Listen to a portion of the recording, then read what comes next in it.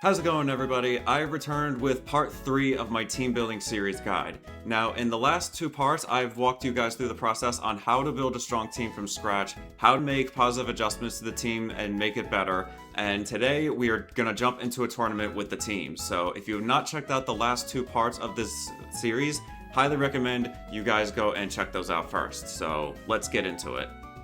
Okay, so the tournament I'm going to be entering is called the Sketch Academy Champions Regulation MA Tournament.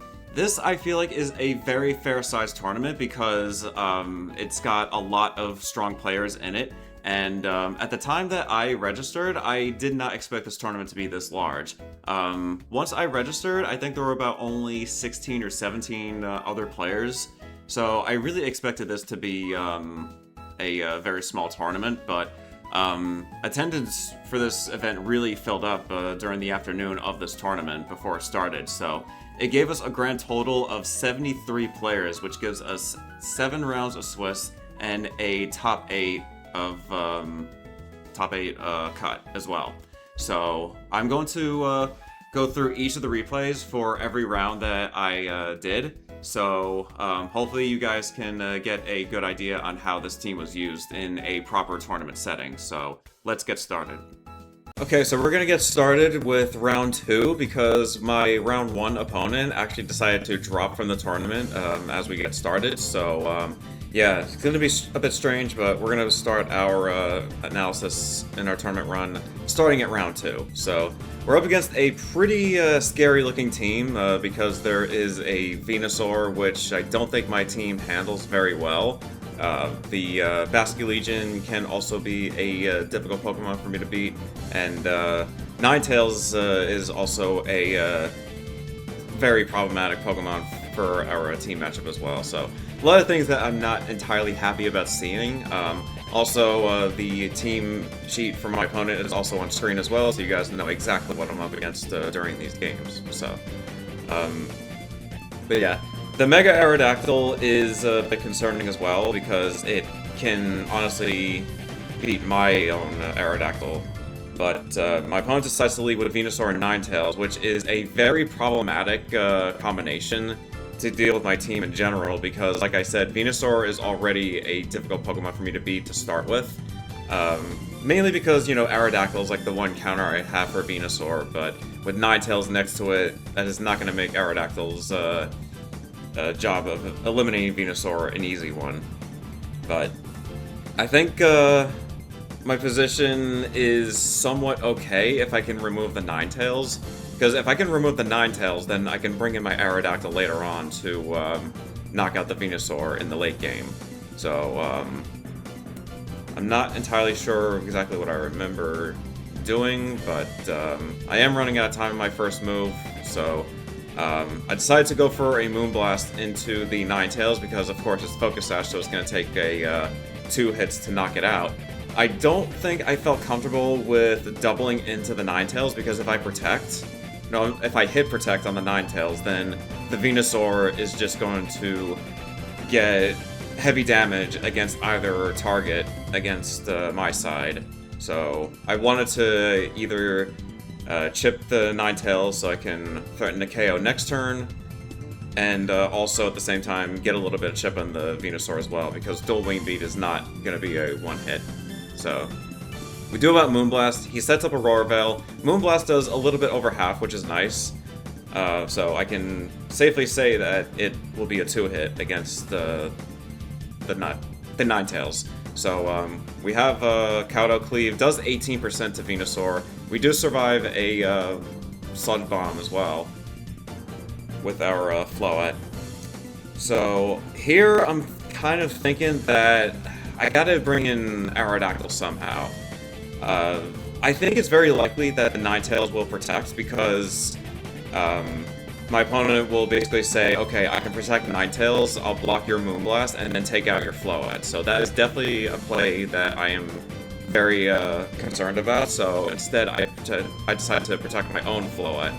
Freeze Strike comes out into my Floette, which is pretty good for us. Earth Power does about half to King Gambit.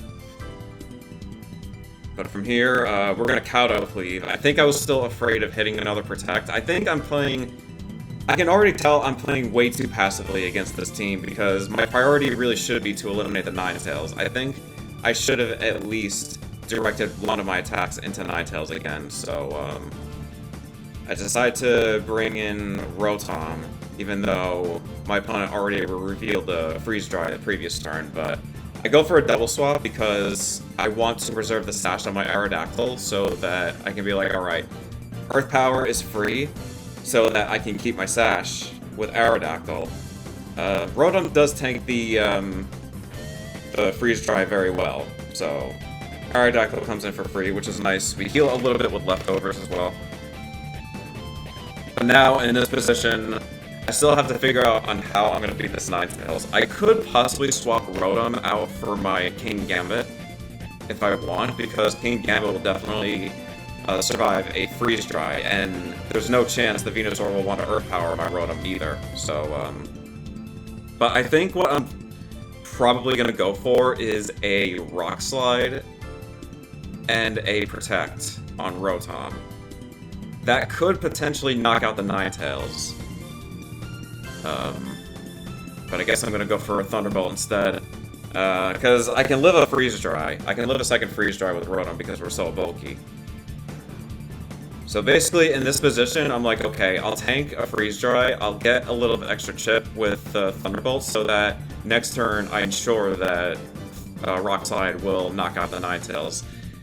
The Blizzard does freeze my Rotom, which is very unlucky for us, which leads to Giga Drain knocking out my Rotom. I mean, this could have been a good play if I didn't get frozen, but, you know, will sometimes happen with Blizzard. So now I have to choose between King Gambit and Floette. My position already is really terrible to start with. So I'm kind of thinking that I have to Tailwind and Moonblast the Ninetales so that I don't get hit again. But my other alternative is to protect Rock Slide as well. I could go for that, but then again at the same time I'm thinking like Aerodactyl could get hit by a Giga Drain from the Venusaur because I feel like that's what my opponent would do. Because I feel like Protect on Floette is a bit too obvious. So, going back and forth. So yeah, we're gonna Moonblast and we're gonna Tailwind. So yeah, I think that, in my opinion, is probably the safest play, even though it will mean that I'm gonna lose my Floette to a Sludge Bomb. But the Aurora Veil will be running out soon, which will make it easier for my Aerodactyl to knock out the Venusaur with Dueling Beat. It'll still take about 4 hits, but Aurora Veil will probably make Dueling Beat a 6-hit knockout, at least. So yeah, Aurora Veil runs out, we can finally start using... I mean, we can use Dueling Beat if we want. I'm expecting Basculegion to be last. Basculegion, honestly, is the worst case for me to deal with in this position, but it's actually Incineroar. Which isn't terrible, but it's also not great because, I mean, it's okay, but also not that good. Mainly because, you know, like, we have a powered up King Gambit, but at the same time, we also have a nerfed Aerodactyl. So here I decided to double protect because Incineroar has the option to go for Fake Out, because I don't want to get hit by a Fake Out and then have Venusaur get free damage on the next one. I don't think the Incineroar is that much of a threat in this position, except for the fact that, of course, it can knock out my King Gambit, but in any case, we can Cloud Up Cleave the Venusaur before that happens. So I'm thinking we could double the Venusaur. I feel like I have to go for this play. It's either that or I have to Rock Slide flinch the Incineroar. But Venusaur smartly protects, so I think the Rock Slide play was the better option because this basically means that, okay, my opponent can protect Venusaur and then just take out the King Gambit. And since this is open team sheet, he knows that I don't have low kick, so he's like, okay, Incineroar is free to just knock out the King Gambit, and then from there we just completely 2v1 the Aerodactyl. So really negative matchup for me. Very difficult. It's going to be hard for me to adjust in Game 2 because I really don't have a lot of options to deal with the Ninetales alongside the Venusaur, because the Ninetales really does make it hard for Aerodactyl to damage the Venusaur. So I gotta... Well, first thing I have to do is prioritize knocking out that Ninetales. Because if I don't do that, then how am I gonna beat the Venusaur? Venusaur resists so many attacks on my team, because it resists everything that Rotom does. Sinistcha can't damage it. It resists Floa. So the only Pokemon that can really damage it is Aerodactyl, and maybe even Garchomp. But even Garchomp is a problem because there is the threat of Blizzard coming out from the Ninetales. So before I bring out any counters for the Venusaur, I have to prioritize taking out the Ninetales first. So, it's gonna be really hard, because my opponent's team is so well constructed. But I decided to take Garchomp into this, I believe. Yes, I do take Garchomp, because honestly, Garchomp is a better answer for the Incineroar that my opponent has. It also can help against the opposing Aerodactyl if my opponent decides to bring that too. But yeah, my opponent just brings the Ninetales and the Venusaur again. I don't think he has any reason to switch up his lead because it worked out so well in Game 1. But at the same time, I also played very passively to eliminate the Ninetales.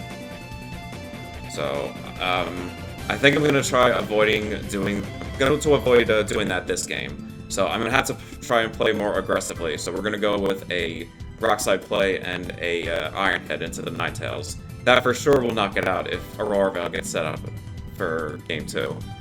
Venusaur can't one-hit anything either, so I'm not too worried about, you know, possibly losing a Pokemon to an Earth Power or anything else. But yeah, my opponent is playing this out very well and smartly protects the Ninetales because he probably knows, like, okay, yeah, you're gonna try and prioritize the Ninetales. But Rock Slide does hit the Venusaur. Venusaur flinches, which is very fortunate for us. So, Rock Slide being the broken move and the broken move it's always been. So, but yeah. Here, I actually decide to protect Aerodactyl rather than go for another Rock Slide, because in this position, I'm kind of thinking to myself, if I can Iron Head the Ninetales, bring it down to Sash, I can then follow up with a Sucker Punch the following turn, and still keep the Sash on my Aerodactyl. So it's like I can create a position where I can eliminate this Ninetales, while still keeping my Aerodactyl at full HP. The Earth Power does drop my special defense, which gives me a huge attack boost, which really doesn't matter into the Ninetales, but still really nice benefit to Run Defiant. But my opponent doesn't actually Aurora Veil here, so here I'm kind of thinking I might want to Rock Slide again.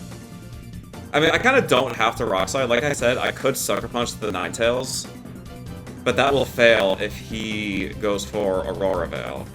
So, like, one option would be to Sucker Punch the Ninetales and dual beat the Venusaur. I actually went for Tailwind here, which I don't know if that was the best play I could have made. Probably wasn't. I think I would have liked seeing myself go for a Rock Slide into the Ninetales, and then try Sucker Punch into the Venusaur. I think that would have been a lot better on my end. But we have a Tailwind up, which should allow, I mean, I'm hoping that King Gambit can knock out, can outspeed Venusaur. So, Dueling Beat comes out into the Venusaur. Blizzard's gonna come out. It's gonna bring my Aerodactyl down to 13 instead of 1. Okay.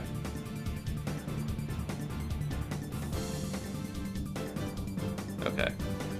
So yeah, King Gambit comes out with a Cowdo Cleave. It still doesn't knock out the Venusaur, which is insane. That Aurora Veil really put in so much work, but again, that's really my own fault for not taking out the Ninetales the turn I could have.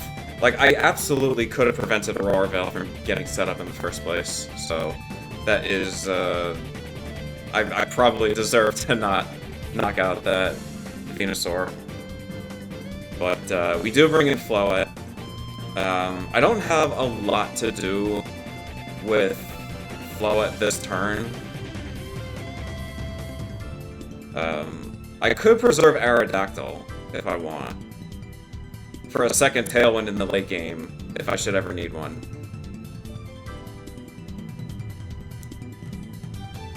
Because here it's kind of clear to what I should be doing, just, you know, Mega Evolve Dazzling Gleam that easily knocks them both out. I think one reason I don't want to switch out Aerodactyl is because if Incineroar turned out to be the last one, then I'm going to send my Garchomp into an Intimidate, which will not be good for us. So I would have to swap out my Garchomp again, probably sack my Aerodactyl, so I don't think I definitely don't mind my Aerodactyl getting intimidated more than I mind Garchomp. Because Garchomp has a lot more damage output than Aerodactyl does. But this is one of those rare moments where I kind of wish I had Calm Mind. But then again, if I had Calm Mind, then I would really have to pray that I don't miss a Rock Slide on either target. Especially Venusaur. But I take them both out with a single Rock Slide. Floette really doesn't do anything this turn. Incineroar does turn out to be one of the last two. And it's going to be Basculegion as the final Pokemon as well. So I think I'm probably going to have to go for another double, but then again, the issue with that is my Tailwind runs out afterwards. So I think it's more obvious that Floette gets hit by Fake Out more than Aerodactyl. So, yeah, I definitely feel like I should protect Floette. But I guess, yeah, I'm gonna be protecting Aerodactyl as well. I mean, I don't think that protecting Aerodactyl is a bad thing, because since I don't know the nature on the Basculegion, I could try and bank on setting up a second Tailwind, because if this is an adamant Basculegion, then I can totally get away with that. But if it's Jolly, then I'll probably lose Aerodactyl before I get up a Tailwind. But in this position, I definitely have to give all the damage I have to knock out Basculegion, because if Basculegion survives, then I'm just gonna get steamrolled 100%. So it does turn out to be an adamant Basculegion, which gives us a huge advantage, so we are able to set up another Tailwind. Light of Ruin unfortunately misses though. Like, I think I probably could have gone for Moonblast. My opponent still had the Aurora Veil up this turn, I believe. So I'm very sure that Light of Ruin wouldn't have knocked out Basculegion, but if that still hit, then Garchomp would have been able to clean this second game out very easily with Earthquake. But yeah, Aurora Veil does run out. I think Light of Ruin was the play, because with Aurora Veil active, I don't think Moonblast would have done half. And if it doesn't, then Garchomp definitely does not kill with Earthquake. And then from there, he'll just get KO'd by Last Respects, so whenever Garchomp shows up in Tailwind, he would have to take out the Basculegion before it makes a move, so yeah, I needed Moonblast to do over half. It's either that or hope that Last Respects knocks out.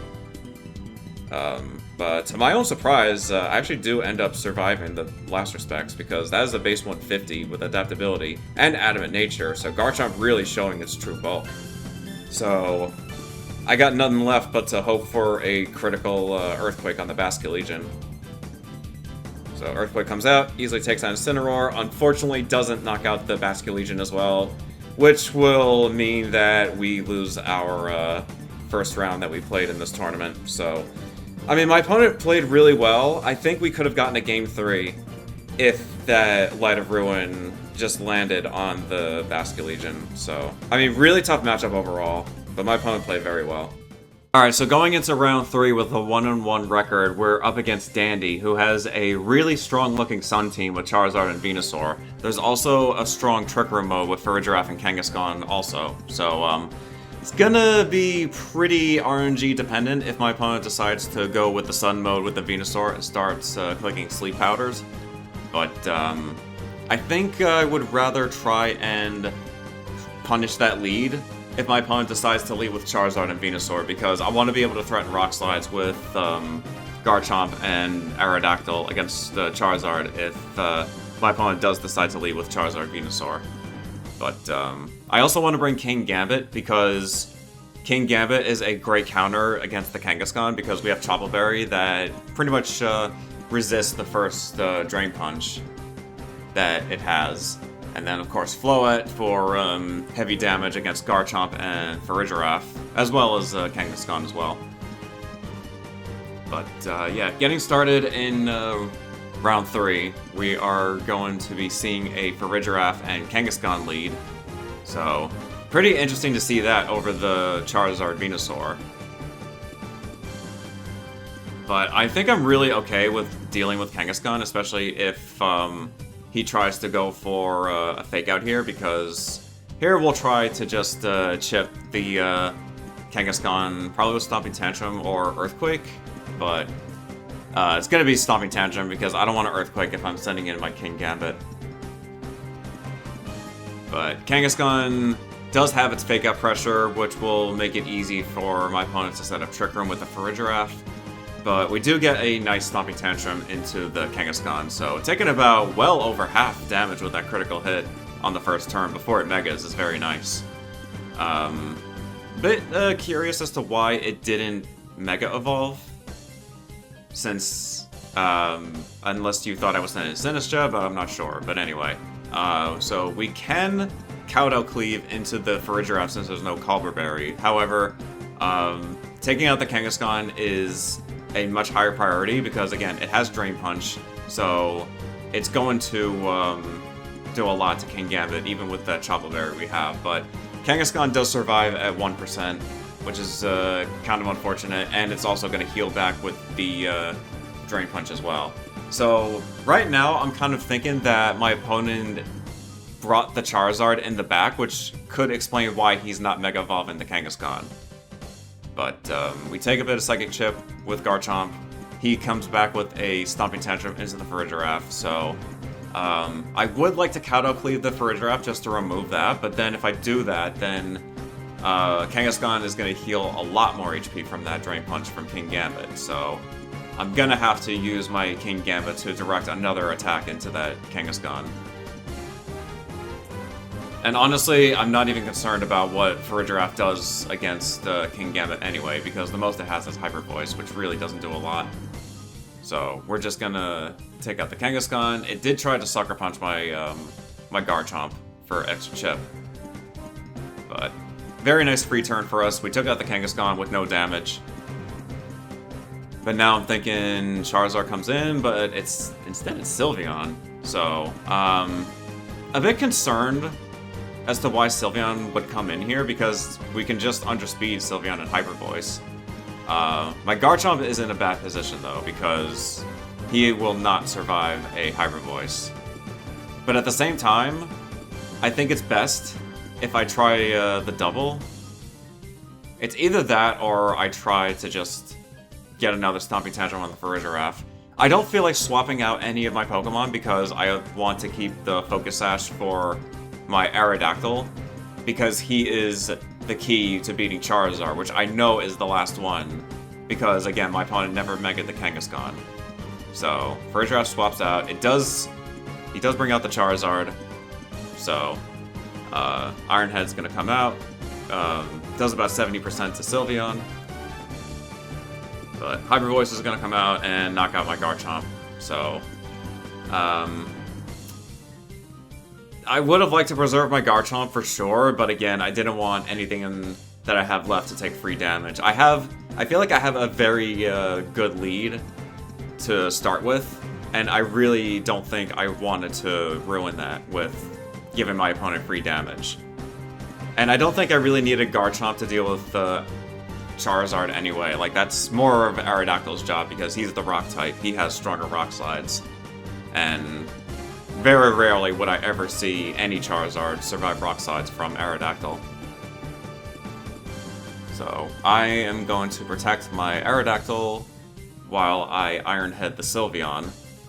But Sylveon's going to swap out. It's going to be for the Farigiraf again. I believe this is the last turn of Trick Room as well, so if King Gambit does go down, then we get our Floette in and pretty much say GG's to the Farigiraf with a Moonblast.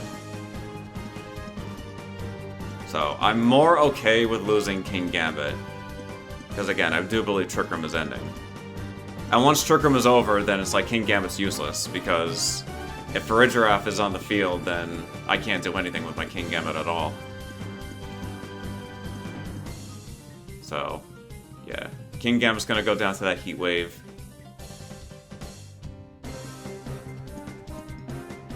And Trick Room does expire, which means all I gotta do is just land Rock Slide into the Charizard, and we're pretty much in the lead from there. So, from here, it's a very clean and easy play. Yeah, we're gonna Rock Slide and Moonblast the Farigiraf, because Charizard is not killing anything this turn. And it's very nice that even if I miss a Rock Slide into Charizard, I'm still in the same position as I am, because I can afford one miss. I don't think I can afford two. But my position is so good right now that I can't afford one miss. Because again, Charizard won't kill anything. We can outspeed it next turn. I'm sure we'll even survive Quick Attack from the Sylveon as well. So I'm going for the Mega Evolution into my Floette. Farigiraf could protect from the Moonblast if it chooses to do so. Which it actually does. Farigiraf does protect. But yeah, as long as I don't miss Rock Slide, I got nothing to worry about at all. So yeah, Rock Slide's gonna come out, does connect with the Charizard, and a very clean and easy KO. Which means that just leaves Farigiraf and Sylveon left for me to deal with in this game one. But I guess I don't have to deal with them if my opponent forfeits. So yeah, it was a pretty clean win in that position anyway. So good first game by my opponent. So now we have to worry about the possibility of Venusaur showing up, because my opponent did not bring the Charizard. Well, he did bring the Charizard, but he didn't bring the Venusaur. He also left out the Garchomp. So my opponent is going to have to adjust very well. So I feel like the worst thing I could see is the Sleep Powder shenanigans coming out from the Venusaur, because I'm gonna have to roll a lot of dice to get through the sleep turns to beat a Venusaur. Especially considering that Aerodactyl is not faster than a Venusaur in harsh sunlight. So I'm probably hoping that I don't see that Venusaur Charizard lead. But of course my opponent does lead that way. I mean, which isn't bad. I mean, this really isn't a bad thing if I manage to survive the sleep turns, but I can go for Dual Wing Beat and Rock Slide, because Rock Slide will do a lot of damage to the Charizard anyway, and I'm hoping that Dual Wing Beat will knock out the Venusaur through its Focus Sash. It should be able to, since this Venusaur should not have any bulk invested, since it does have Focus Sash as its hold item. But Sleep Powder comes out, does land on my Aerodactyl. So now I'm gonna have to Rock Slide. Hopefully it flinches the Charizard. A flinch would be very nice, but I do connect with both, which is already good enough for me. But it doesn't flinch. Instead, Weather Ball comes out, hitting my Garchomp. does almost half. Almost half damage to my Garchomp. So now, I think I'm gonna have to hope that Aerodactyl wakes up this turn. I could protect with Garchomp, but I feel like doing that would mean I am playing more sleep turns, because the sooner I fall asleep, the sooner I wake up. And I don't want to protect if Aerodactyl is going to stay asleep. And the odds of Aerodactyl waking up are like 25%, I believe, are the odds in Champions. So, I think I would rather have Garchomp fall asleep, because the Charizard does not do a lot of damage to either of my two Pokemon at the moment. But Charizard actually switches out too. So that I'm kind of okay with. So Sludge Bomb comes out into my Aerodactyl. Does about 40%, it looks like. I don't wake up, but I do get more chip with Rock Slide. So here I'm kind of thinking my Aerodactyl is guaranteed to wake up this turn. So I can protect and Tailwind if I want. Which I believe is the right play, because if I manage to get up a Tailwind, then it's very easy for me to beat Venusaur. I believe all it will take is an Earthquake. Either like Earthquake plus Rock Slide, I think would be the play next turn. Either that or Dual Wing B. So I'm gonna try and protect and Tailwind. Venusaur very smartly goes for a Leaf Storm to take out my Aerodactyl. So that was something I was definitely caught off guard by. So I was not ready for the Leaf Storm. So very unfortunate turn losing Aerodactyl before I get Tailwind. So now I have to decide who I'm going to send in, and it's going to be Floette. And this is pretty rough considering that the Garchomp has a Roselli Berry, and I lost my Unnerve ability with Aerodactyl too. So that Roselli Berry is going to put in work on that Garchomp. So we are going to Mega Evolve. I think I have to hope that Sleep Powder misses my Floette. But I think what I'm really going for is a possible 2-hit with Dazzling Gleam. Because Dazzling Gleam can definitely 2-hit Garchomp, and if Dazzling Gleam does about 26% to the Venusaur, then that'll be a 2-hit on Venusaur as well. So from here, I do bring in King Gambit, because I don't want to lose my Garchomp just yet. King Gambit does avoid the Sleep Powder, which is very nice. Poison Jab comes out, hits my Floette, but does get a Poison, which is very unfortunate for me. So we're going to Dazzling Gleam. Garchomp's going to eat that Roselli Berry it has. And the Dazzling Gleam does not do enough to Venusaur for it to 2-hit. So I'm going to have to rely on Moonblast to knock out that Venusaur. So I can do that, or I can Kowtow Cleave. And I think Kowtow Cleave is probably a better option, because I'm probably going to want to use my Fairy moves for Garchomp. However, I don't know how I'm going to be able to do that, because with Aerodactyl gone, I don't think my Floette is going to have a chance to use Moonblast if the Garchomp is carrying Poison Jab. So what I'm doing here is I'm going to protect my King Gambit from another Sleep Powder, and I'm basically trying to get Rough Skin chip on the opposing Garchomp, because I expect the Poison Jab to come out and hit Floette again, but if it hits Garchomp, then we take a little bit of damage, and Rough Skin comes out, gives us a little bit of chip, so perhaps maybe we can knock it out with a Sucker Punch this turn. However, at the same time, I don't have a lot of attack investment in my King Gambit. It's basically almost nothing. For those who remember the previous parts, that I did not put a lot of investment into offensive investment into my King Gambit, so I don't even think at 34% that Sucker Punch will knock out, but it might be worth a try. But I think, yeah, Garchomp is going to switch out, because my opponent is going to want Sylveon on the field. I kind of expected the Charizard to show up, but yeah, it's actually Venusaur swapping up for Charizard. So, interesting decision by my opponent. Because Stomping Tantrum is now going to miss the Charizard. But we do get a Cowdle Cleave into that Sylveon. So, right now, I'm thinking, okay, I can Rock Slide the Charizard if I want. So that my King Gambit is safe, and we can go for a Iron Head into the Sylveon. However, I think my opponent respects that, and will probably not attack with Charizard. He'll probably Protect, and try and Hyper Voice to remove my Garchomp. So, my response to that will probably be to double the Sylveon so I can keep my Garchomp alive. So I'm going to go for Sucker Punch for a little extra chip on the Sylveon, and we're going to try and kill with Stomping Tantrum. Which should be enough, given what happened last turn. But Charizard does go for Helping Hand, which is a pretty wild play. I guess my opponent expected me to Sucker Punch Charizard, but Quick Attack comes out, my Garchomp survives, which is very nice. Sylveon takes a bit of Rough Skin, but Sucker Punch fails.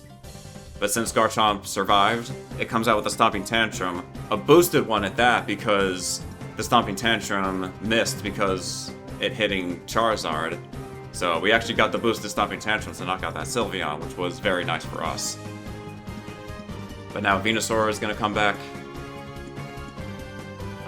Now I have to decide, like, do I want to rely on Sucker Punch on the Charizard again? Because I really don't think Sucker Punch will knock out. So I'm kind of hoping that I can avoid a Sleep Powder. But I think my opponent will probably just Sludge Bomb my Garchomp instead. The Garchomp actually swaps out, so I think this is what I went for. I went for a Sucker Punch into the Venusaur, and then try Rock Slide. But yeah, he is going to Sleep Powder my my Garchomp to avoid that Sucker Punch. So, still a rough position. But right now, I think my King Gambit can knock out the Venusaur, because a Stomping Tantrum from the opposing Garchomp plus a Leaf Storm will not knock out my King Gambit.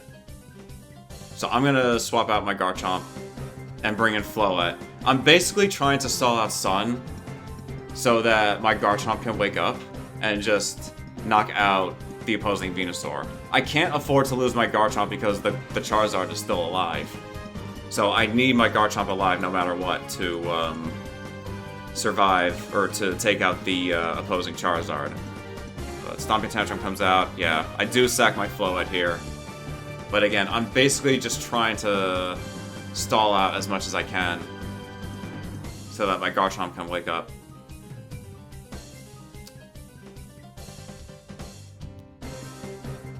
I think now I have to Cowdle Cleave.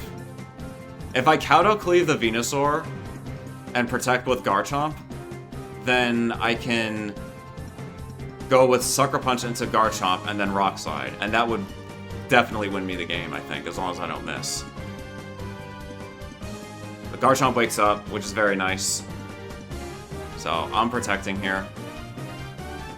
Sleep Powder, unfortunately, lands once again into my King Gambit, so my Cowdle Cleave is going to fail. But I believe Sun expires this turn. Yes, it does. So Garchomp will probably switch out for the Charizard once again. But I can still hope for a Sucker Punch into the Venusaur. I believe I just hit Stomping Tantrum into the Venusaur. I think what I would have liked to see was Rock Slide and Sucker Punch into Venusaur again, because, yeah, Garchomp does switch out. This could have been preventable. Yeah, Sludge Bomb's gonna come out. And it's gonna knock out my Garchomp. I should have tried to Sucker Punch. I'm not sure why I tried to... I think I Cowdle Cleave with King Gambit. Yeah. So... the last thing I can hope for is a critical Sucker Punch onto the Charizard. So that, I can hopefully knock out the Garchomp the following turn, but I'm gonna have to avoid more Sleep Powders for King Gambit to win this 1v3. But But yeah, unfortunately, don't get the crit I wanted. Leaf Storm does connect, and the Weather Ball is just going to knock out my King Gambit, so... GG to Game 2. This now brings us to a Game 3 in Round 3. So, unfortunate things happened. The Venusaur landed so many Sleep Powders, and I didn't get a lot of turn 2s. In fact, I don't think I got any turn 2 wake-ups this game. So, I think there's not much else for me to hope for, other than hope that he misses. I might have played a bit too passive to knock out the Venusaur. Because the sooner I remove the Venusaur, the easier this matchup becomes for me. But, yeah, I don't think King Gambit was all that helpful, even into the Sylveon. But I actually do decide to bring my Rotom into this battle, because I noticed that the Charizard that my opponent has doesn't have, Solar Beam. It only has Fire moves, so I felt like this would be a great time for me to bring Rotom.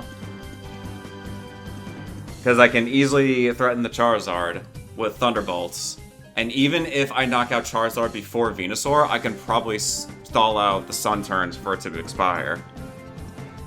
So I'm gonna go with Aerodactyl and Garchomp once again. We're gonna go with Rock Slide and Dual Wing Beat. I believe that is the best play against this lead, because we still threaten heavy damage on the Charizard, we break the Sash on Venusaur, and it guarantees that a Dual Wing Beat will knock out the Venusaur.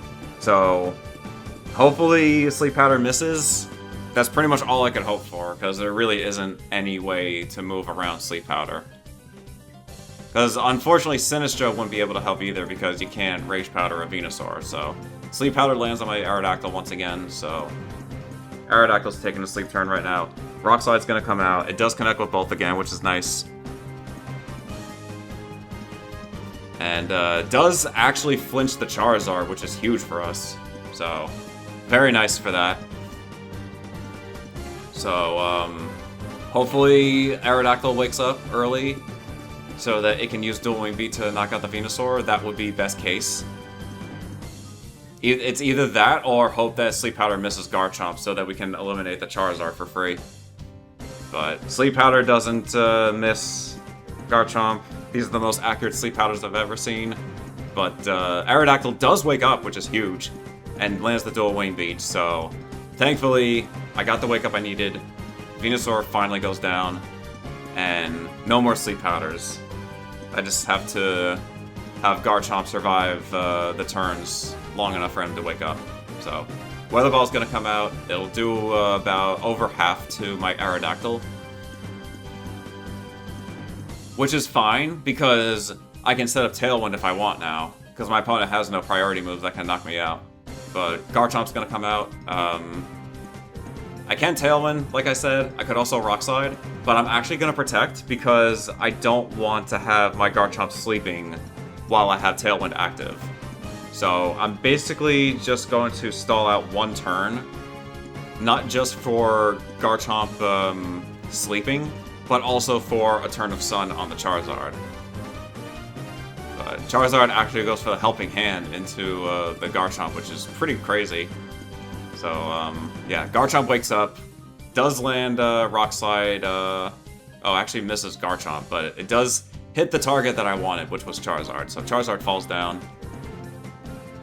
This could be a Dragon Claw coming out into my Garchomp, but it's actually Rock Slide, which is a bit strange. I'm not sure why Helping Hand was the move for Charizard there, because I don't think you needed Rock Slide to knock out Aerodactyl at the range it's at. But Sylveon is the last Pokemon, so now I am like, okay, now I want a Tailwind because Garchomp is awake. I can take advantage of all three of my, actually 4 of my Tailwind turns. So we are just going to Tailwind, and we're going to chip them both with Earthquake. Because once Floette comes in, it's a very easy win condition. Because all I would have to do at that point is to just Dazzling Gleam to knock them both out. So, Earthquake's gonna come out. We get our Tailwind.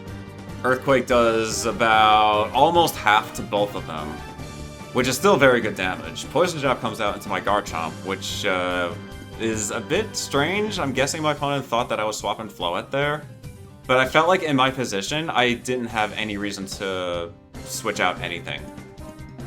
Because, again, once Tailwind goes up, I pretty much win. Because we have a Floette, and we also have Rotom that helps a little bit with chip damage as well. I guess King Gambit would be great in this position, given that it would outspeed the Sylveon and Tailwind with Iron Head. But Rotom is honestly fine for me to have as well. But, yeah, I could Dazzling Gleam here, but instead I'm actually going for Moonblast because I see that my opponent's Garchomp does not have Protect, and it also has a Roselia Berry, which means it will more than likely survive a Dazzling Gleam. So, in my mind, I'm like, okay, I definitely want this Garchomp to go down, because if it survives, then I could be placed in a bad position if it lands a Poison Jab into my Floette. So, I really don't care about the damage into Sylveon, because Sylveon kills nothing with Hyper Voice. And even if it chooses Hyper Beam, I get either 2 Moonblasts into Sylveon or 3 Thunderbolts, because it has to take a recharge turn. But yeah, Moonblast pretty much guarantees me a free knockout onto the Garchomp, even through that Roselia Berry. So I feel like Hyper Beam would be ideal for my opponent. But we get our Thunderbolt first. Especially considering that, you know, Fairy Aura's on the field, so Hyper Beam powers up Sylveon's moves as well. But it's actually Hyper Voice that hits us both. So like I said, like even if he crits both, I believe they both nothing goes down on my side. So all it takes is just one more Moonblast and Thunderbolt to seal the deal for round 3. But really tough team for my opponent. The Venusaur definitely was the biggest threat to my side, given that it was throwing down Sleep Powders, because Sleep Powders is... it never guarantees a win on either side. Like, it's a lot of RNG, but GG's to my opponent for sure. Well played. Moving into round 4 with a 2-1 record, we're up against Sky, who has a pretty cool looking team with Mega Lopunny, and there's a Dragonite on it too. So we have some Dragon types to deal with, which is pretty nice for Floette.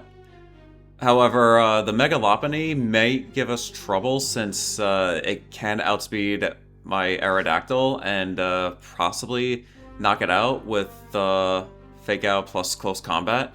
I could also get Encored as well, but in any case, we're going to get into this next set. The Archaludon is Choice Scarf as well, which is another pretty interesting thing to see on the team sheet. But yeah, Mega Dragonite is the lead here alongside Talonflame. So we have Aerodactyl and Floette to stand opposed to that. So honestly, I like this lead a lot because from here I can pretty much open with Dazzling Gleam plus Rock Slide, because that will give me 2 very easy knockouts if I manage to hit both Rock Slides, because Rock Slide will take out the Talonflame, which has no item. Rock Slide will also break the multi-scale if Dragonite Mega Evolves, and then Dazzling Gleam will pretty much do the rest of Dragonite. So I'm looking at 2 pretty easy knockouts right now. So we'll see what my opponent decides to do. If he goes for Tailwind, this is great because we knock out the Talonflame very early, plus the Dragonite will sustain heavy damage as well. The Dragonite could protect, Talonflame could protect as well, but if Talonflame protects, then I just get free damage on Dragonite. So we are going to Mega Evolve our Floette first before the Dragonite Mega Evolves, so should indicate that I'm faster. But unless if the Dragonite chooses to not Mega Evolve, which it actually doesn't, so we're just going to get 2 very easy knockouts against Dragonite and Talonflame. So not exactly sure what my opponent was going for there, but Dragon Pulse comes out, hitting Floette though, rather than my Aerodactyl. So yeah, that was a very free turn 1 for me, but yeah. Both Pokemon go down. It gives me a very strong and early lead to start off game 1. So, surprised to not see Tailwind. Maybe my opponent expected me to possibly swap out Floette. I'm not entirely sure, but we are going to Tailwind and Dazzling Gleam here. Because at this point, it's very easy. He can potentially deny me from setting up Tailwind, since the Archaludon is faster, but he didn't add Aqua Jet to that Flash Cannon. So, because I figured, you know, like, Aqua Jet plus Flash Cannon into Aerodactyl would prevent my Tailwind completely, but in this position, we're pretty much all set to win. But Last Respects with base 150 gets hit on Floette, so that's fine. He'll probably follow up with an Aqua Jet, so for that reason, I'm going to switch out my Aerodactyl for Sinistra, so that way our Floette can survive an Aqua Jet and still just take out this Archaludon with a Dazzling Gleam. Because if I don't do this, then I'm pretty much going to lose both of my Pokemon for free. Maybe not entirely for free. I mean, Aerodactyl can still do something in Tailwind, but this is far better since the Hospitality allows our Floette to survive another Aqua Jet. So it's pretty much GG already. This was a very quick game one, but I'm guessing my opponent went for some pretty hard reads to possibly start off the set. But yeah, our opponent decides to forfeit, so we're going to move on to game 2. There isn't really much I took out of this game, information-wise, because we just took out the Talonflame and the Dragonite so quickly. It was like, what did we learn about them? We didn't really get any information at all, but I think I'm pretty much good to go with the same lead a second time, because the lead itself I thought was great, because, again, if Talonflame wants to try and match Tailwinds on my side, then it's looking to get hit by another Rock Slide, which will guarantee a knockout. But there's a chance that maybe the Lopunny could lead, either that, or maybe some other Pokemon besides Talonflame, or I'm sorry, besides Dragonite can lead alongside the Talonflame. Because if it's Dragonite again, then I'm pretty much free to do the same play once again. But in any case, he is going to lead with the Archaludon aside from the Talonflame, so this is a good adjustment on his end because this allows the Archaludon to stay as the fastest Pokemon in the field, assuming Talonflame decides to Tailwind. Because if I Tailwind, I'm still not going before the Archaludon because it has Choice Scarf. So, for that reason, I'm kind of thinking to not Tailwind this time. I think, again, I want to go for another Rock Slide. Talonflame could possibly double into my Aerodactyl with an Acrobatics plus Flash Cannon. He could do the same play to Floette as well, which could also be very scary. So, I think here I'm probably going to Dazzling Gleam and Rock Slide, because at least one way or another I can break Gale Wings off of the Talonflame. So say for example if Floette gets doubled and it goes down, I knock out the Talonflame and I can still set up a Tailwind later on. And if Aerodactyl goes down, which it looks like that's what's about to happen, I get a Dazzling Gleam, which will mean heavy damage at the Archaludon, plus also broken Gale Wings on the Talonflame. So I think, regardless, I'm fine with getting whatever happens. Whether it's a knockout on the Talonflame with broken Sturdy, or heavy damage on the Archaludon with broken Gale Wings. I think I'm fine with either one, so. But anyway, the Archaludon now locks itself into Flash Cannon, which means I think King Gambit is a pretty good Pokemon for me to send in, because it can't choose Aura Sphere without switching. So, yeah, I'm gonna go with King Gambit, because we can pretty much survive a Flare Blitz from this Talonflame, even a Flash Cannon on top of that. So I'm going to Protect because I don't want Floette to get doubled with the play I mentioned earlier of Flash Cannon plus Acrobatics. And I think I should probably Kowtow Cleave at the Talonflame, It's either that, or I could also consider Cleaving the Archaludon, which might be the better play. But, yeah, I think Cleaving to Archaludon might be better, because that way I can follow up with Sucker Punch on the turn after. But Talonflame is going to protect, which I think is okay. Actually, not so much, because I'm actually targeting that slot, so... yeah, not a successful turn, but both sides hit protects, so it's not all bad. The result of that turn isn't completely bad, but anyway. Here I want to bring in Sinistcha, because again, I don't want my Floa to get KO'd by a double up, so now I'm going to Cleave the Talonflame. It'll probably go with Acrobatics. Sinistcha can take it and probably heal with the Citrus Berry, which could allow Sinistcha to survive the follow-up from Flash Cannon. Although one thing that might have slipped my mind is that Archaludon is going before the Talonflame because of the Choice Scarf. So Flash Cannon will probably come out first, which will probably mean Acrobatics will just straight up knock out my Sinistcha and not even go and proc the Citrus Berry at all. Yeah, that does nearly half, so yeah, I'm definitely, oh, but it's Flurry Blitz that hits my King Gambit, which, honestly, I'm okay with, too, because I can still redirect. So, yeah, Cleave comes out, we're targeting the Talonflame again. No Tailwind ever came out from the Talonflame this game, so that's very nice. But now, there's only one Pokemon left. I was hoping it would be the Dragonite, though, but I expect it to be the Lopunny. Which it is, so... because Dragonite kind of got handed to in the last game, so... in this position, I'm like... I should probably think about what would it be if Lopunny is the last one. But anyway, I'm going to protect here, because the Lopunny has Fake Out. And it can also Encore as well.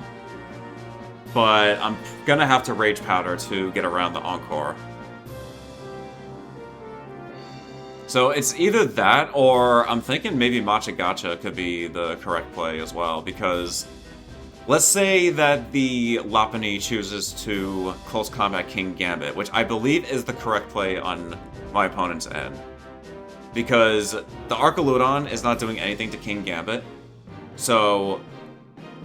my opponent is probably going to want to prioritize knocking out King Gambit. So we are going to Rage Powder, I believe. And then, I think... oh yeah, I actually went for Trick Room. Yeah, I forgot about this. Because Trick Room is a very good play for me, because my last Pokemon is still Floette. And if I can get Floette under Trick Room and underspeed both of these two, then that pretty much means I can just Dazzling Gleam and say GG. But, yeah, the Flash Cannon comes out, hits my Sinistcha. We're gonna get a Trick Room, but my King Gambit is Encore, though, which is kind of unfortunate for me. So, right now, I'm kind of just looking to get a bit of chip damage with Machagacha, just so that I can ensure that Dazzling Gleam knocks out whatever it is, like both of these two, the Lopunny and the Archaludon. But the second Protect fails on my King Gambit.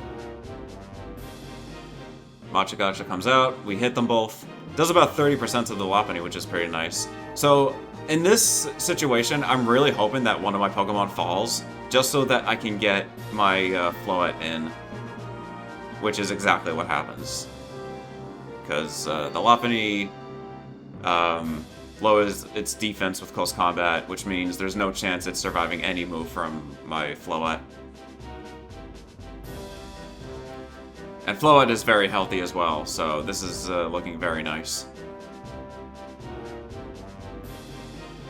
So yeah, from here, I mean, nothing has Protect on my opponent's side, so Dazzling Gleam is very safe and straightforward.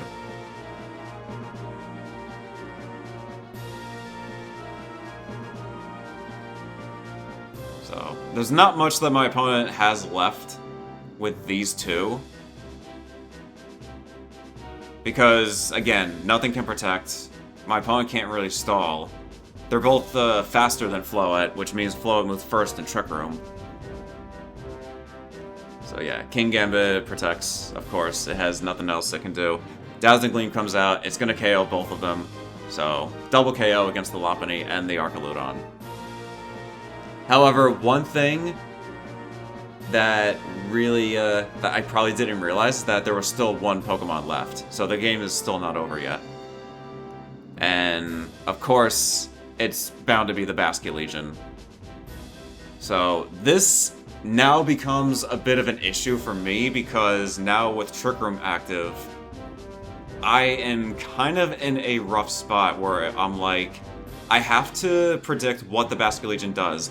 I can Sucker Punch to get to hit Aqua Jet first, before he uses Aqua Jet, and then Moonblast the Basculegion. But I think I kind of threw here by protecting. There was a reason why I didn't protect. The reason why I protected this turn is because I was afraid that Basculegion would protect. Because the thing is, since Basculegion is moving before Floette, it's threatening to knock out with a base 150 Last Respects. Which I think I didn't even realize that I could survive. I'm very sure I survived that, right? Yeah, Aqua Jet comes out. Because I think I did survive a base 150...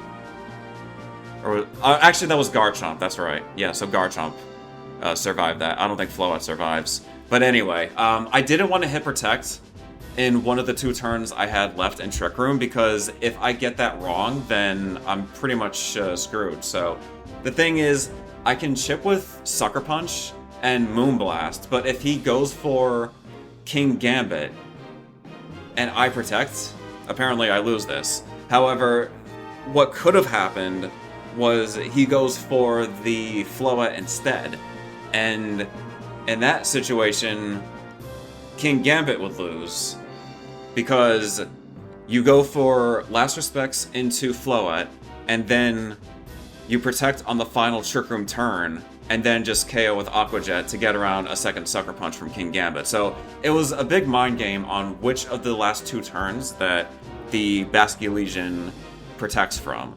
So it would really depend on, like, who Basculegion decides to target. Like, I could have easily just Moonblasted, but again, like, my opponent could stall out the rest of the Trick Room, and when that runs out, then King Gambit loses against the Basculegion. So we're going into a game 3, because I kind of got that read wrong. But in any case, that was a very tricky situation to have against that Basculegion. But Archaludon and Talonflame are going to lead for Game 3. I'm leading Sinistra Aerodactyl because I want redirection this time, so that I can threaten to KO the Talonflame with a Rock Slide, and then follow up with a what's it called, a Tailwind later on. I thought that's what I was going for, but apparently I'm going for Trick Room instead. So this play I think works too, because again, I get to take out the Talonflame with Rock Slide, and even if my opponent decides to double into a Aerodactyl, I get up Trick Room for free, and I can pretty much start sweeping with Floette under Trick Room. So it does look like Aerodactyl is going to get doubled. I could have redirected this again, but I think this is still okay. Because, again, Aerodactyl goes down, we get up Trick Room for free, we can get in our Floette, so we can start sweeping everything under Trick Room. Because, again, my opponent's team is so speedy that I think I am going to want Trick Room. So, Trick Room very heavily benefits Floette in this position. So now I'm going to go for a Moonblast.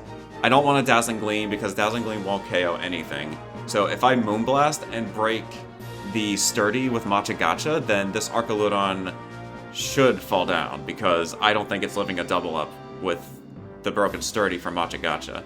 But Acrobatics is still going to come out. Talonflame still goes first because it still has Gale Wings. Machigacha comes out. That is going to break the the Gale Wings off of Talonflame, which is very nice. And again, it also breaks the Sturdy off of the Archaludon. So Moonblast is going to come out. It's going to take out the Archaludon, which is awesome. So, very happy to remove that before getting hit by a Flash Cannon. But now we can also go before the Talonflame if we want.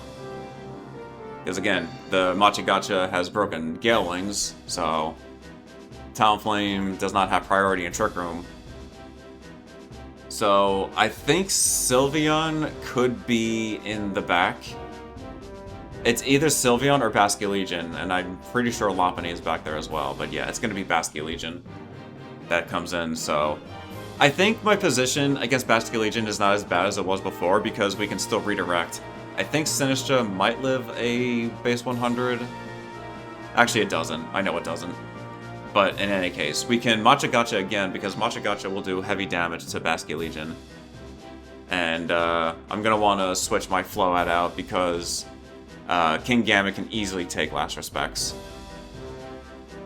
But anyway, Machigacha is going to do a lot of damage. At least half, so it's an easy 2-hit against Basculegion.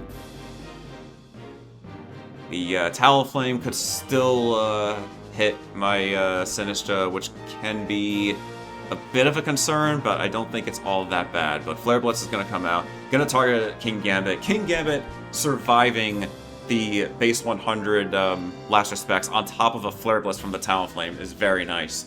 So we can Sucker Punch here because we don't want to get hit by Aqua Jet. And I think Rage Powder could be the play here. Because Sinistra can survive an attack from Talonflame. So, Rage Powder should be nice. Protect might be okay as well. I guess I am going for Protect because I guess my opponent is thinking like, okay, I can Aqua Jet. It's either that or maybe he's gonna try and, oh, he's stalling a turn. That's what he's doing. I think I took a risky play by going for Protect instead of Rage Powder. I think I would have liked to see myself go for Rage Powder that turn. But, I still have to prioritize the Basculegion. Actually, I'm going for Talonflame this turn because this turn, I think Sucker Punch is too obvious because I went for that last turn. So now my opponent's like, okay, I'm going to switch out my Basculegion for the Lopunny because I know that is the last Pokemon. I know Lopunny's back there. But Aqua Jet comes out. I'm really surprised that my opponent still went with that Aqua Jet play. But in any case, our Machigacha still comes out. It's still going to 2-hit the Basculegion. I think Sucker Punch into Talonflame would have been better on my end, though. Kauto Cleave wasn't terrible, but I think it was definitely a risk that I probably didn't have to take, because I really did think that the Basculegion would switch out for Lopunny, because I know that's the last Pokemon that my opponent has left. But now Trick Room runs out, which might create some problems, because since Lopunny is the last one, it is going to be really hard for me to come out of this one, because it has Fake Out, it has Encore, it can hit Sinistra with Close Combat and Giga Impact because the Mega ability is Scrappy. Plus the Talonflame also is threatening a lot of damage as well against Sinistra. However, one thing to keep in mind is that Mega Lopunny has a much higher base speed than Mega Talonflame. So Lopunny would be hitting Sinistra instead of Talonflame if I were to Rage Powder. So pretty much my hope is that Sinistra redirects the Lopunny, my Float survives an attack from the Talonflame, and that I double knockout with Dazzling Gleam. That is pretty much the only thing that I can do to win in this situation. But in any case, I have to Protect first because, again, the Lopunny has Fake Out. Of course, I don't care about if Talonflame sets up Tailwind or anything like that. Like, there's no other setup moves that my opponent has, because Tailwind really makes no difference. I'm not even in a position where I can set up Trick Room. I mean, based on my opponent's play right there, I definitely could have. But I couldn't afford to lose Sinistra from any one of these attacks. So I gotta hope that maybe I pull some magic out, maybe get a critical Dazzling Gleam on the Talonflame, because I don't think that Dazzling Gleam is going to do 37% on Talonflame, so it's going to be really hard, but my biggest hope is that I can redirect the Lopunny. Like, the Lopunny should be faster than Talonflame, so I'm going to Rage Powder, and that Floette survives an attack on Talonflame. So the Rage Powder comes out from Sinistcha. Lopunny should be moving first. It's going to be Giga Impact, but it misses, which is crazy.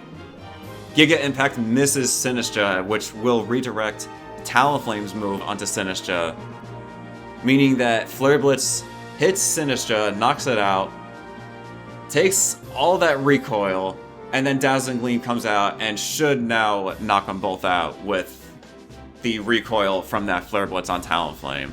So, really unfortunate miss from my opponent's Lopunny with the Giga Impact. However, after doing a bit of research, I realized I don't think this would have made a difference because I've done the damage calc on the Talonflame and come to the realization that my Floette will survive anyway.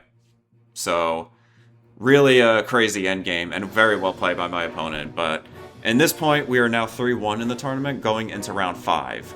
So we're up against a Villain team, which is going to mean more Sleep Powder shenanigans from the opponent. So apparently I didn't get enough of that in round 3 because I guess this tournament just likes putting me up against Sleep Powder shenanigans. So again, really scary team, especially since this is a Sash Lopunny or a Sash Villain.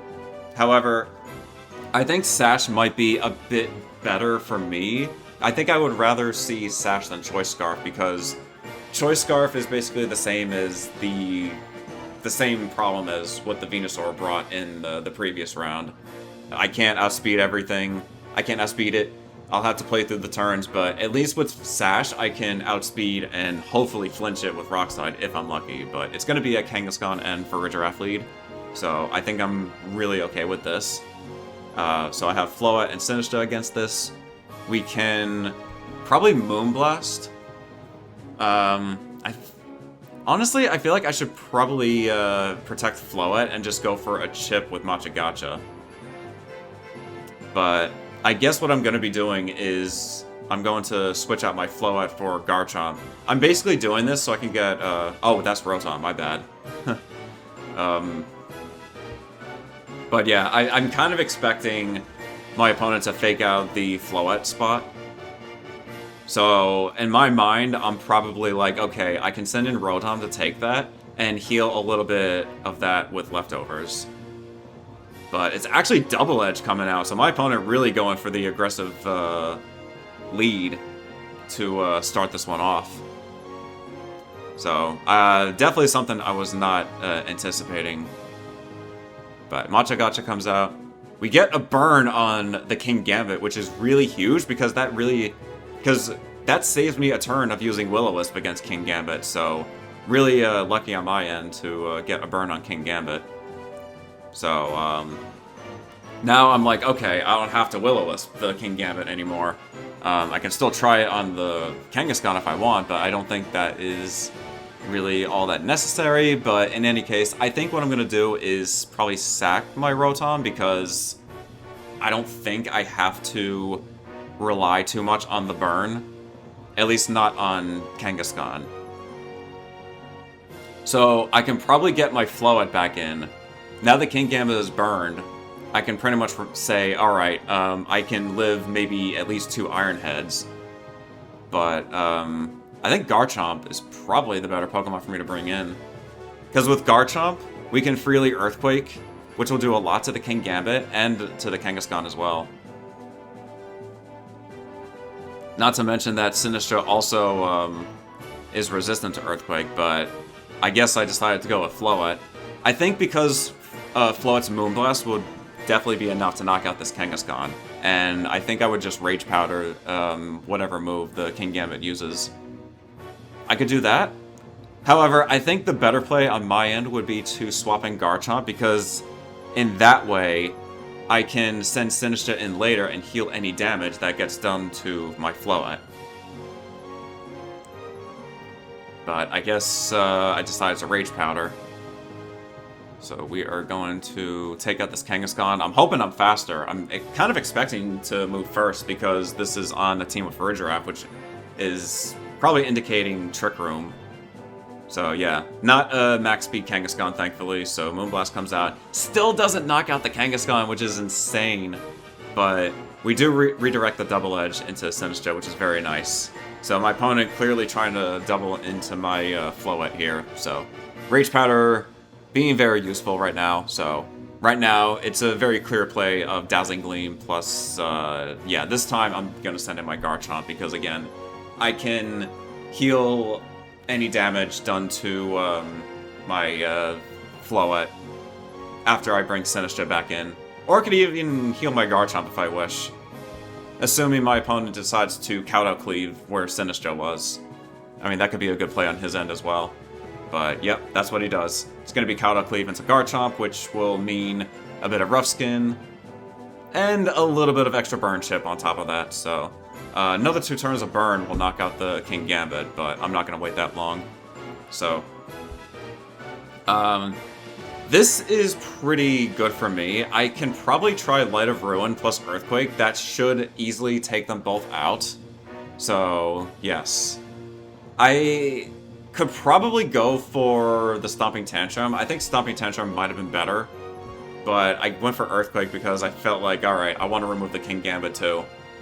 Because Iron Head would still do a lot, but in any case, my opponent decides to end the game 1, so good start, but now I gotta think, how am I gonna handle game 2? So, I want to still have to be prepared for the Vivillon. I feel a bit fortunate that the Vivillon didn't show up in the first game, but that doesn't mean it won't come in the second game. So, here I'm thinking Double Rock could be pretty good, because both my Pokemon that have Rock Slide can outspeed Vivillon and just take it out with a, like 2 Rock Slides easily knocks out, is what I'm trying to say. But Rotom may not be a bad lead either, because we can also Will-O-Wisp at either the Garchomp or, I'm sorry, the King Gambit or the Kangaskhan. So, Floette plus Rotom seems pretty good. And then Sinistra for third, and I think Garchomp too. I kind of feel like, I mean, the more I thought about it, I think the more I realized that maybe Aerodactyl isn't the greatest, because it doesn't do anything to King Gambit. The Gardevoir... I don't have Wide Guard for Gardevoir, I suppose, so... I mean, to tell the truth, I don't really need Tailwind. I guess that's the reason why I kind of left out Aerodactyl this time, but in any case, I had my own game plan with these 4, so I'm kind of expecting to... really expecting to fall asleep, actually, because both the Pokemon that I led with, I think, are slower than Vivillon. So this is just like in round 3, where I'm gonna have to just play through the sleep turns and just hope for the best. But again, there's not much heavy damage that is being used right now, so I can honestly just play through the turns and hopefully from there just see what happens from there. But my opponent could swap in the Kangaskhan or something, but yeah, I was kind of hoping that my opponent would Sleep Powder my Floette. I think it would have been better if I attacked with both. But Trick Room gets set up, which is a bit questionable. I mean, I did not anticipate that. I kind of felt like that might be a bit of a benefit for me, because my Rotom is definitely slower than the Vivillon. And my Floette should underspeed as well, especially if I choose to not Mega Evolve. But anyway, Farigiraf is going to switch out. Going to be for the Gardevoir this time, so no Kangaskhan, probably. So Trace's Levitate, which probably won't be useful. But I'm basically swapping in my Sinistra so that I can not have a second Pokemon fall asleep. So Yeah, Thunderbolt's gonna come out. It's gonna go before Pavilion, which is nice. Yeah, the Sleep Powder pretty much only worked for one turn that time, so... Yeah, Focus Sash. It gets paralyzed, which I am really not happy about, because now this means, again, just like out of Trick Room, the villain is going to move before me, so it is more than likely going to want to Sleep Powder my Rotom. Now, I could redirect that with Rage Powder, however, the problem is that it is going to... It could Hurricane. That's the problem. The villain has Hurricane, so... It's gonna do a lot of damage to my Sinistcha, and the odds of him missing are not very good. So, let's see. So, the Gardevoir is gonna Mega Evolve. I can hope for a full Paralysis. I mean, if I'm lucky, that would be nice.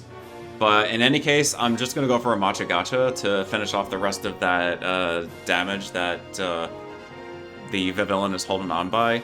We do survive Hurricane, which is nice, but we are confused, which is very unfortunate.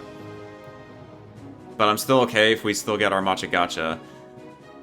Which we do, okay. So that still knocks out the villain. We do a little bit of chip to the Gardevoir, so I like that. The Farigiraf is still back there, which I'm not really concerned about. Like, Farigiraf is not really a threat to me at all. If anything, Torkoal would be a very bad Pokemon for me to see. Even though we have Rotom.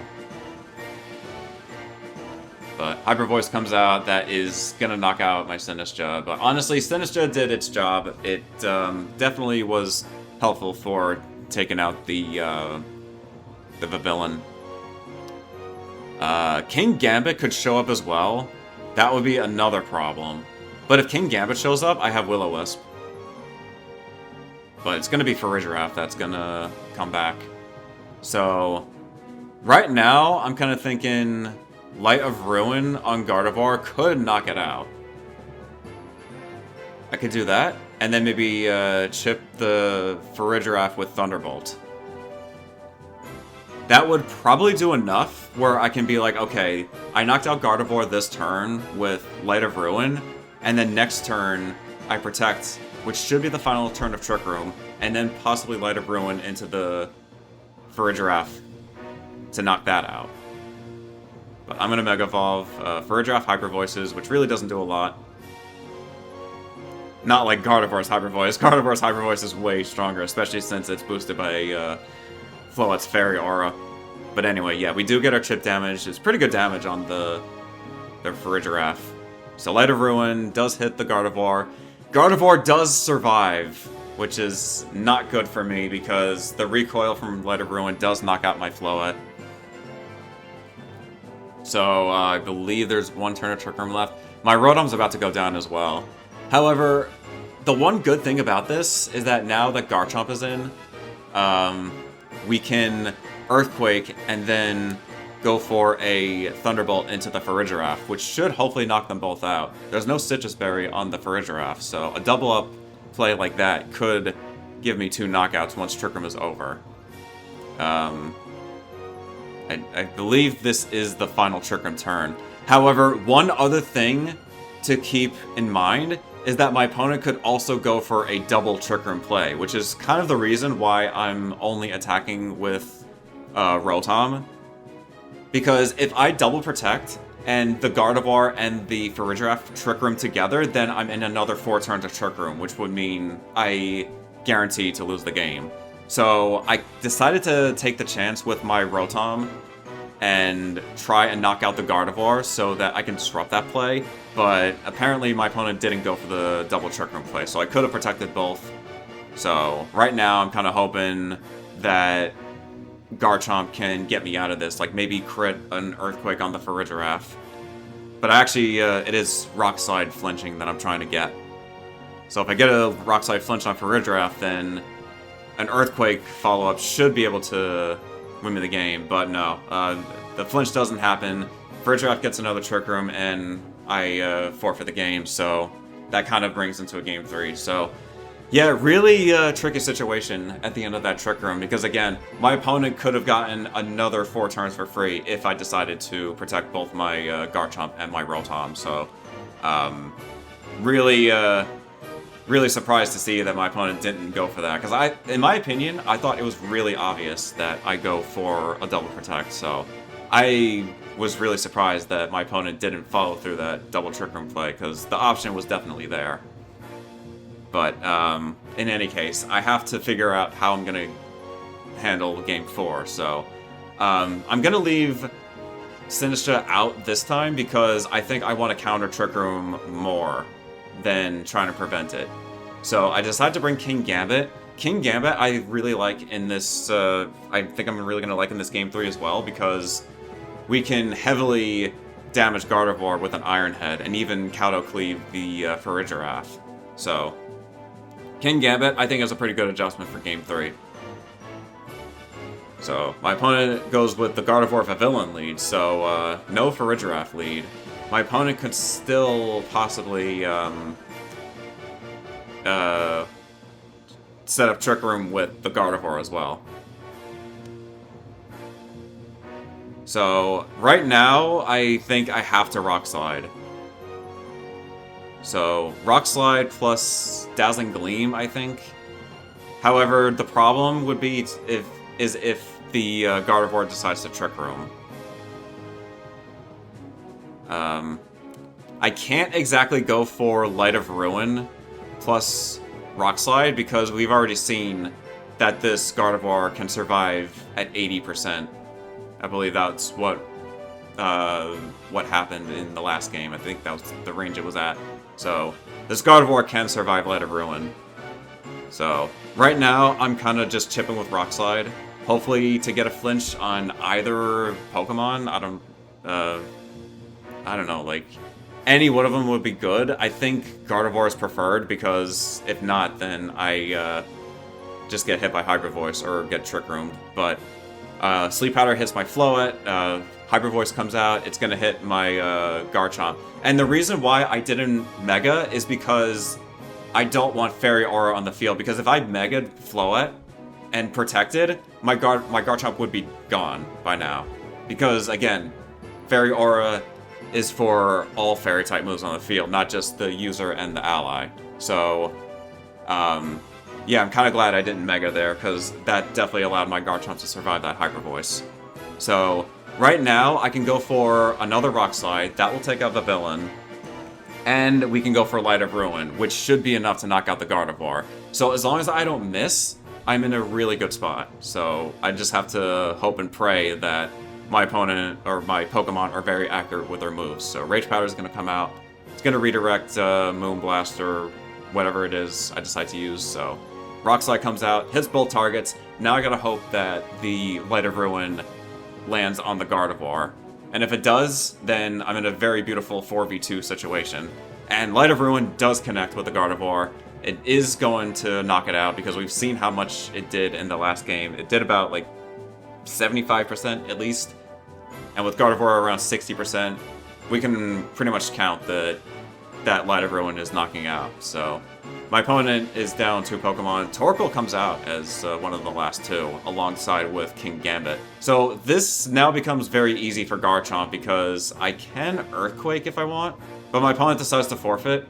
I'm a bit surprised to see my opponent's decision to forfeit, because he could have Sucker Punched my Garchomp, but anyway, that was a really well played set. Alright, so we're gonna jump straight into round 7, because my round 6 opponent was a no-show, so it was another free win. So my apologies for not being able to provide a best-of-3 set for round 6. But moving into round 7, we're up against Nemesis, who has a very, very scary team. I'm not gonna lie, this is probably the worst kind of team I could imagine with the team that I have, because Scizor is a Pokemon that could probably just tear my team to shreds, because since I removed Incineroar off the team, I have no fire to deal with the Scizor, so that already to me is a very huge concern of mine. I can try burning the Scizor, that's pretty much the best thing I have, so I'm gonna have to consider taking Rotom into this set. The Delphox is a bit concerning as well, because the base speed of Delphox is so good that Aerodactyl won't be fast enough, plus it also threatens damage with King Gambit. Not to mention the Saurina that can also block Sucker Punch as well, so I'm looking at a really, really rough time in this round. So This is the final Swiss round as well, so I'm really hoping to win this game so that I can guarantee my chance to make top cut.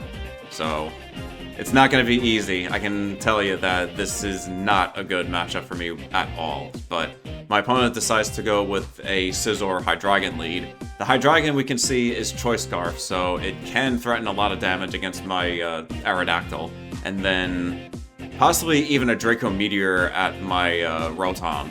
So a possible play I could be afraid of would be a Draco Meteor plus a Bug Bite into Rotom, so I'm hoping that my opponent doesn't double Aerodactyl. I mean, if he does, I could probably get a Will-O-Wisp at the Scizor. So, I'm hoping that, I mean, at the very least, that my Rotom is able to tank a Draco Meteor from this Hydreigon. But Scizor is going to Mega Evolve. It is going to have Dark Pulse coming out from that Hydreigon. So, Dark Pulse is okay. I do get Tailwind because there was no Bullet Punch that came out, so at least I get that. Will-O-Wisp comes out from my Rotom. I unfortunately miss the Scizor, so really sad about that, especially since Scizor gets a free Swords Dance now. So he's pretty much free to just knock out my Aerodactyl with a Bullet Punch if he chooses to do so. So I'm going to bring in my Kingambit to take that hit and try the Will-O-Wisp again, because, again, the Will-O-Wisp is pretty much the only thing I can do to a Scizor. So Dark Pulse comes out into my Rotom. We miss again, which is so very unlucky on my end, and Bug Bite comes out and just knocks out my Rotom. So this already to me feels like a loss because I have two Pokemon that will just get OHKO'd by Bullet Punch with no questions asked. So I think I should probably consider quitting here because I don't think I want to reveal any information that I may have. I mean, I could probably still play it out a little longer to scout for a little bit of information. Bug Bite for sure will knock out my Kingambit as well. Unless if I can get some Rock Slide flinches, like if for some reason you choose to not Bullet Punch my Aerodactyl, and I get a Rock Slide flinch on the Scizor with a Kowtow Cleave, that might give me some leverage, but I don't know. It's not looking like that at all, because Bullet Punch comes out, it's going to knock out my Aerodactyl. So, I'm going to get a Kowtow Cleave. I don't think it's going to do a lot, because, again, our Kingambit does not have a lot of offensive investment. It does a quarter of damage, and that's pretty much it. So, yeah, very quick and destructive game one against me, so yeah. Adjusting for game two, I really don't even know what to do, because I could probably consider taking Garchomp, because Garchomp's Stomping Tantrum can do a pretty good amount to Scizor. It also helps with the Sneasler that my opponent also brought. But, yeah, I really don't think there's much I can hope for, so yeah, I'm gonna quit this one. Yeah, I don't think I want to reveal any other information about my team. So, this is honestly the one matchup where I really wish I had Incineroar, because if I had Incineroar, I could intimidate the Scizor, I can threaten it with Flare Blitz, I can intimidate the Basculegion, the Sarina, I can wall the Delphox, because Incineroar does resist everything that Delphox has. So this is definitely one of those games where it's like, I really wish I had a Fire type.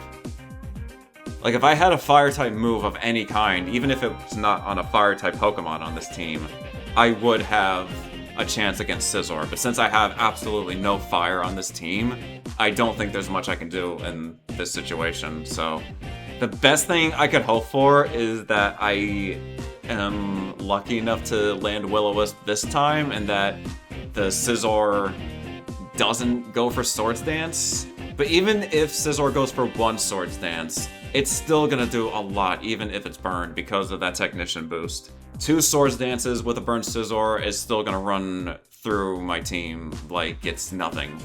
But my opponent does lead with the Sneasler and the Sarina, so I get the Aerodactyl and the Rotom, so I can pretty much protect here if my opponent fake outs with my with his Sneasler, actually.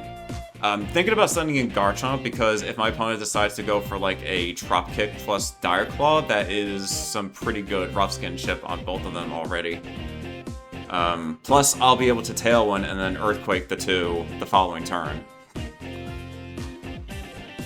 I feel like Dire Claw plus Drop Kick is a possibility. It's either that or a triple Axle.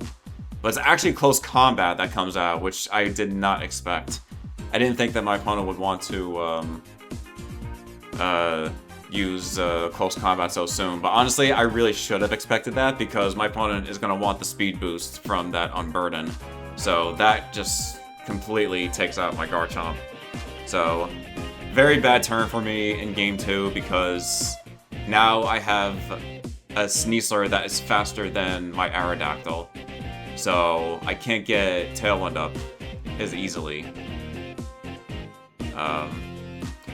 I can still hope that I can survive a Dire Claw. I mean, my Floette, I believe, is EV to survive a Dire Claw. And hopefully Triple Axle doesn't knock out Aerodactyl. I mean, I can survive 2 Axles, but if he's lucky enough to hit all 3, I don't think my Aerodactyl lives. So I think here I want to go for the Dual Wing B. I don't think Tailwind helps because the Sneasler is so fast. I mean, I could have Tailwinded if I wanted, especially since I'm planning on removing the Sneasler off the field with Moonblast, but instead I go for Dual Wing B. I'm really surprised to see Sarina survive that. But Moonblast comes out, it's going to take out that Scizor. I'm sorry, the Sneasler. I can never get Pokemon names right. But yeah, it's going to be Drop Kick coming into my Aerodactyl. So, yeah. Not looking good for me at all, because Sarina heals with the Citrus Berry now that Unnerve is off the field. So I got nothing left but a Rotom and a Floette. And I know that Scizor is still back there as well. Probably alongside with the Basket Legion too, which is only going to make matters worse for me. So I can try the Will-O-Wisp again. Moonblast. I'm pretty sure Moonblast will...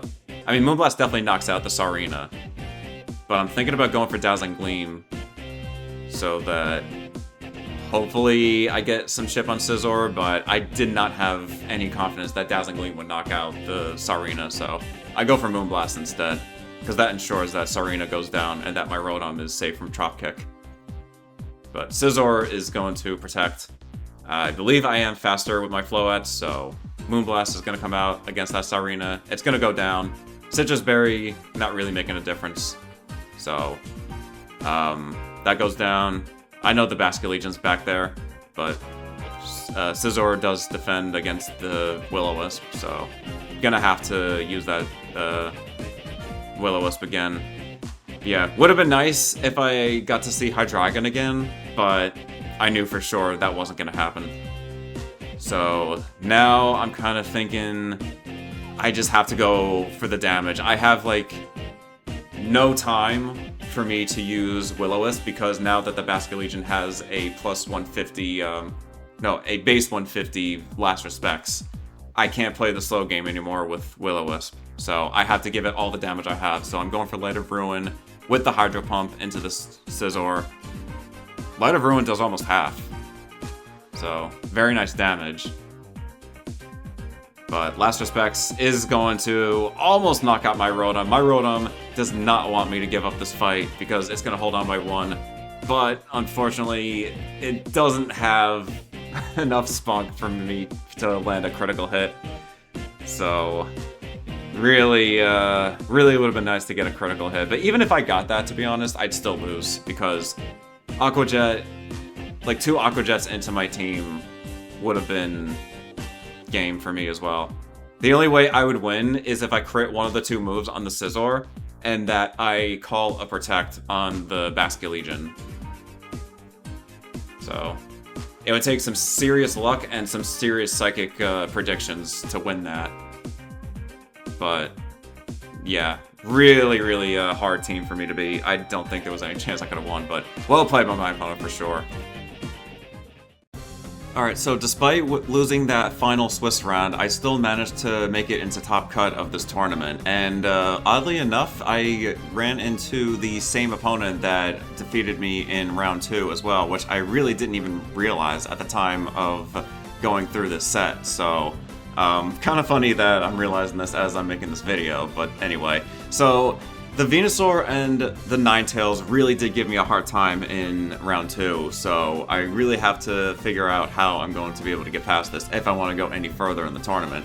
So, yeah, again, I didn't even realize like this was the same team that beat me earlier, so I think what I'm going to be doing is try to prioritize knocking out the Ninetales and hopefully the Venusaur afterwards, as I mentioned earlier, but I think I'm planning on leading with Rotom and King Gambit to start because I want to be able to pressure the Ninetales with an Iron Head, hopefully take it out with a Thunderbolt afterwards, but let's see how things will be different going into this next round. So Ninetales and Incineroar is going to lead for my opponent this time, rather than the Venusaur next to the Ninetales. This is very nice because my King Gambit gets the Defiant to start this off. So, yeah, the physical attack boost is very nice, so that we can just completely bring the Ninetales down to Sash with one Iron Head. And my Rotom is in a pretty good spot as well, but the Ninetales goes for Aurora Veil, so honestly, I don't think I mind this because I'm not really focusing on the Incineroar at the moment, so I guess I am a little bit if I'm going for Hydro Pump because I want to get a little bit of chip damage given that there's no Recovery Berry, but there is the Charcoal on that Incineroar, and that does allow it to one-hit my King Gambit with Flare Blitz, so really did not expect that to knock my King Gambit out in a single hit, so not a very good turn for me to start off this top 8 set. But now I gotta figure, how am I gonna move on from here? I'm thinking Aerodactyl could be a pretty good Pokemon to send in, as long as I don't miss Rock Slide, because we eliminate the Incineroar for free, and we do a lot of damage to the Ninetales. And I'm not sure if Rock Slide plus Hydro Pump would be enough to knock out the Ninetales with the Aurora Veil. It probably isn't. So I decided to send in my Floette. I am going to be using Dazzling Gleam because I want to remove the Incineroar and break the Sash off of the Ninetales. And I don't think I want to gamble with Hydro Pump because if I miss, then I pretty much have no chance at coming back in this game. So I'm really looking just for consistent damage, even if it's not a lot through Aurora Veil. It's still better than getting nothing. So the Ninetales goes for Freeze Dry, does about half to my Rotom Wash. We do take out the Incineroar. The Dazzling Gleam doesn't really do a lot, about 33% on the Ninetales. Thunderbolt comes out. This combination does do over half, but unfortunately, it doesn't look like another Dazzling Gleam is going to knock out Ninetales, so if I want to have my Floette knock it out, I'm gonna have to use Moonblast, because it really doesn't look like that Dazzling Gleam will be enough. I could hope for a better roll, but I really think that the correct play would be to Moonblast instead. But Venusaur shows up, so I'm once again up against the scariest duo that this matchup has to offer, because again, Ninetales plus Venusaur really threatens a lot on my team. The Venusaur can also heal a lot from Giga Drain against my Rotom as well, so not really looking forward to that. But I'm thinking that Will-O-Wisp would be okay on the Venusaur, because at least that would mean that the Burn Chip would do a little bit of damage for me between turns. But Venusaur is going to Mega Evolve. I'm going to protect my Floette and try and burn the Venusaur. Not exactly sure if this is the correct play on my end, though, of what I'm doing, but I do think that I'm gotta hope that I can land this Will-O-Wisp, because there really isn't much else that this Rotom can do against a Venusaur. So I really gotta hope that burning it can give me a little bit of chip, because if I can stall out long enough, like if I can survive long enough to where the burn damage really does reduce a lot of the health that the Venusaur has, then hopefully after Auroraville expires, my Aerodactyl can come in and hopefully just knock it out with a Dual Wing Beat. But now I should probably protect my Rotom if the Venusaur decides to Giga Drain. The last turn that just played, I don't think was a bad one because we did save a lot of damage against my Floette. Rotom didn't take too much from the Blizzard, we landed our Will-O-Wisp, so I think it was pretty good as far as it can go, but yeah, I think I should protect and try and get a Moonblast on the Ninetales. Or I could also hit the Venusaur as well, because again, if I chip the Venusaur well enough, then Aerodactyl can come in and just knock it out with Dual Wing Beat, but I think it's more important that we take out the Ninetales, because once Auroraville is gone, my opponent won't be able to set up another one if Ninetales is defeated. So we're gonna tank a Blizzard, pretty well damaged. I mean, the Floette took that very well, so I like that. So yeah, Moonblast comes out, does knock out the Ninetales. So it's looking good, unless if Basculegion is the final Pokemon, which I really believe it's gonna be. So, and the Sludge Bomb does poison my Floette, so Floette is gonna go down this turn, despite the fact that it survived the Sludge Bomb. So, yeah, not very lucky on my part, but that's what Sludge Bomb does. It does have a very fair chance to poison the target. But anyway, I am not really expecting to win in this situation because, yeah, Basculegion, as I mentioned, is going to be the final Pokemon. So the best thing I can probably hope for is a Thunderbolt crit on the Basculegion plus a Tailwind. Especially, again, if this is a Adamant Basculegion, which I believe we did realize. I think we did establish this in the previous set, in round 2. I don't think I was aware at the time because, once again, I really didn't realize that this was the same team played by the same opponent that I battled earlier in the Swiss rounds. But we do get our Tailwind up first, so that does indicate that it is an animate nature. Last Respects comes out, does hit Rotom, so not looking good for Aerodactyl because Giga Drain will probably come out. Yep, from the Venusaur, does at least half, so honestly, no way of coming out of this situation with the 2v1 situation for Aerodactyl, so yeah, I'm gonna end up losing this game 1. Gonna have to figure out how I'm going to adjust in games 2 and 3. Yeah, there really isn't anything that I can hope for, other than maybe figure out like how much does Dual Wing Beat to. Yeah, how much does this do to Basculegion? It does about half or so. I mean, it did do the rest that Basculegion was at, so at least I have that kind of knowledge in going into more games in this set, so I can be like, okay, I know that Dual Wing Beat does this much to Basculegion, so if I get it in that range again in another game, then I can depend on that to knock it out. So yeah, this is not an easy team for me to beat because, again, the Ninetales, not even the Blizzard and the Freeze Drive, but also the Auroraville makes it super hard for me to do any real damage to Venusaur, especially without Aerodactyl. So I need to figure out what is my plan. So it looks like I'm going to be going with Floette and Aerodactyl leading. So I think what my new plan would be might involve just trying to get as much damage as I can before Auroraville gets set up, because I know that Ninetales is going to lead again alongside the Incineroar. So I can try Rock Sliding now, because the Incineroar will more than likely fake out. Probably into my Aerodactyl, because it'll probably want to break Sash and then follow up with a Blizzard with Ninetales the following turn. So I think here we can Moonblast the Ninetales and try and Rock Slide. Regardless on whoever the Incineroar decides to fake out, I can get a lot of damage on the Ninetales.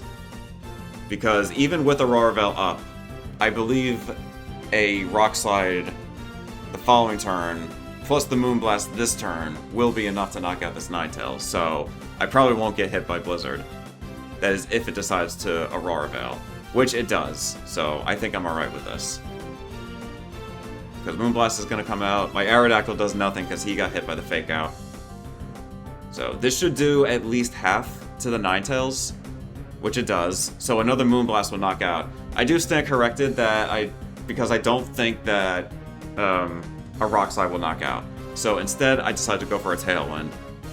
That Moonblast did not really do as much to the Ninetales as I liked, but since my opponent has Aurora Veil, plus the Snow boost, plus the -1 from Intimidate, there's no confidence that I have that Rock Slide would knock out, so that's why I decided to Tailwind, so that the flow I can go first, we can take out the Ninetales before it makes a move, and the Incineroar does unleash a very strong Flare Blast, because that Charcoal is putting in a lot of work in Incineroar's damage, so really interesting item that I'm seeing on some of these Incineroars in this tournament.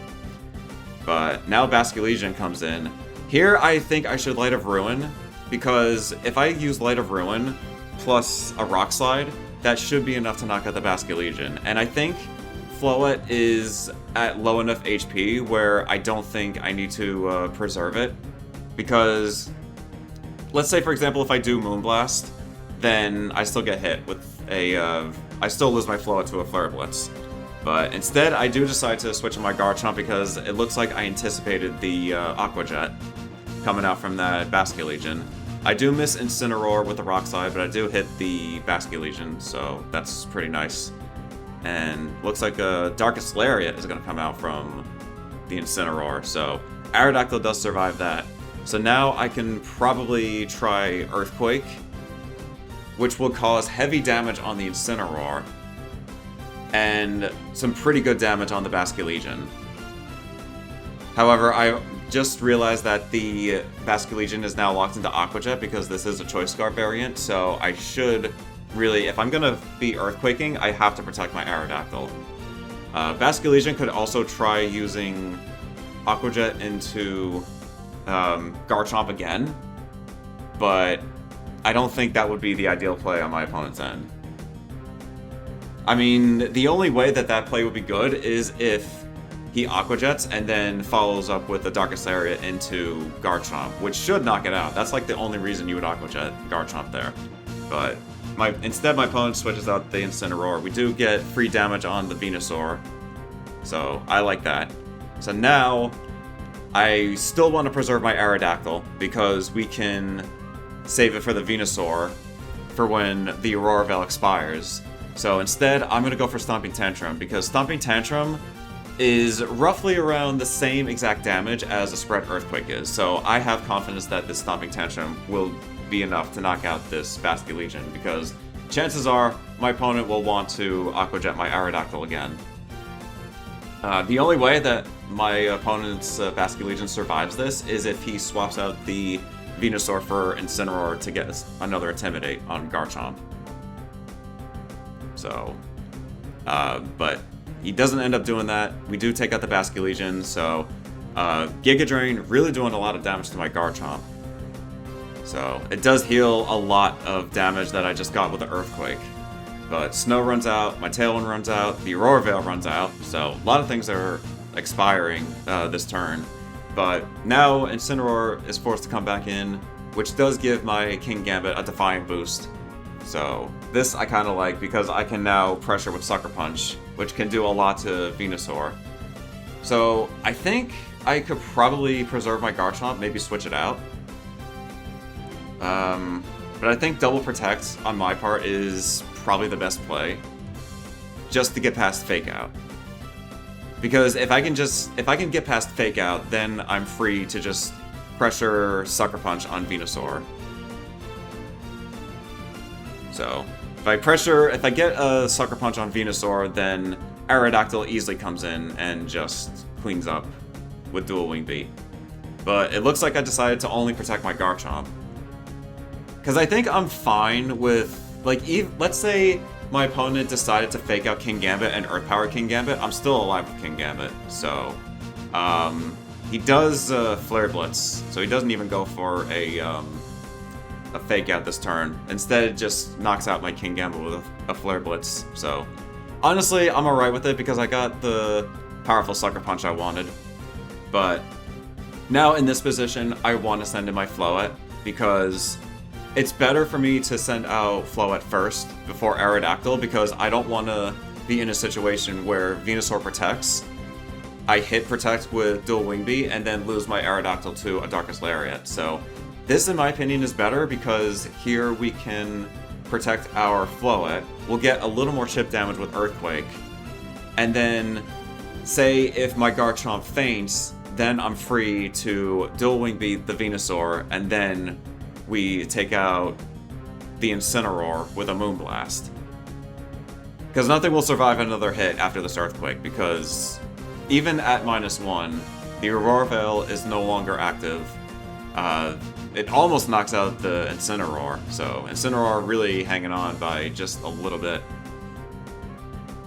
But yeah, my Garchomp faints, which I think I'm alright with because, again, he did what I wanted him to do, which was use Earthquake.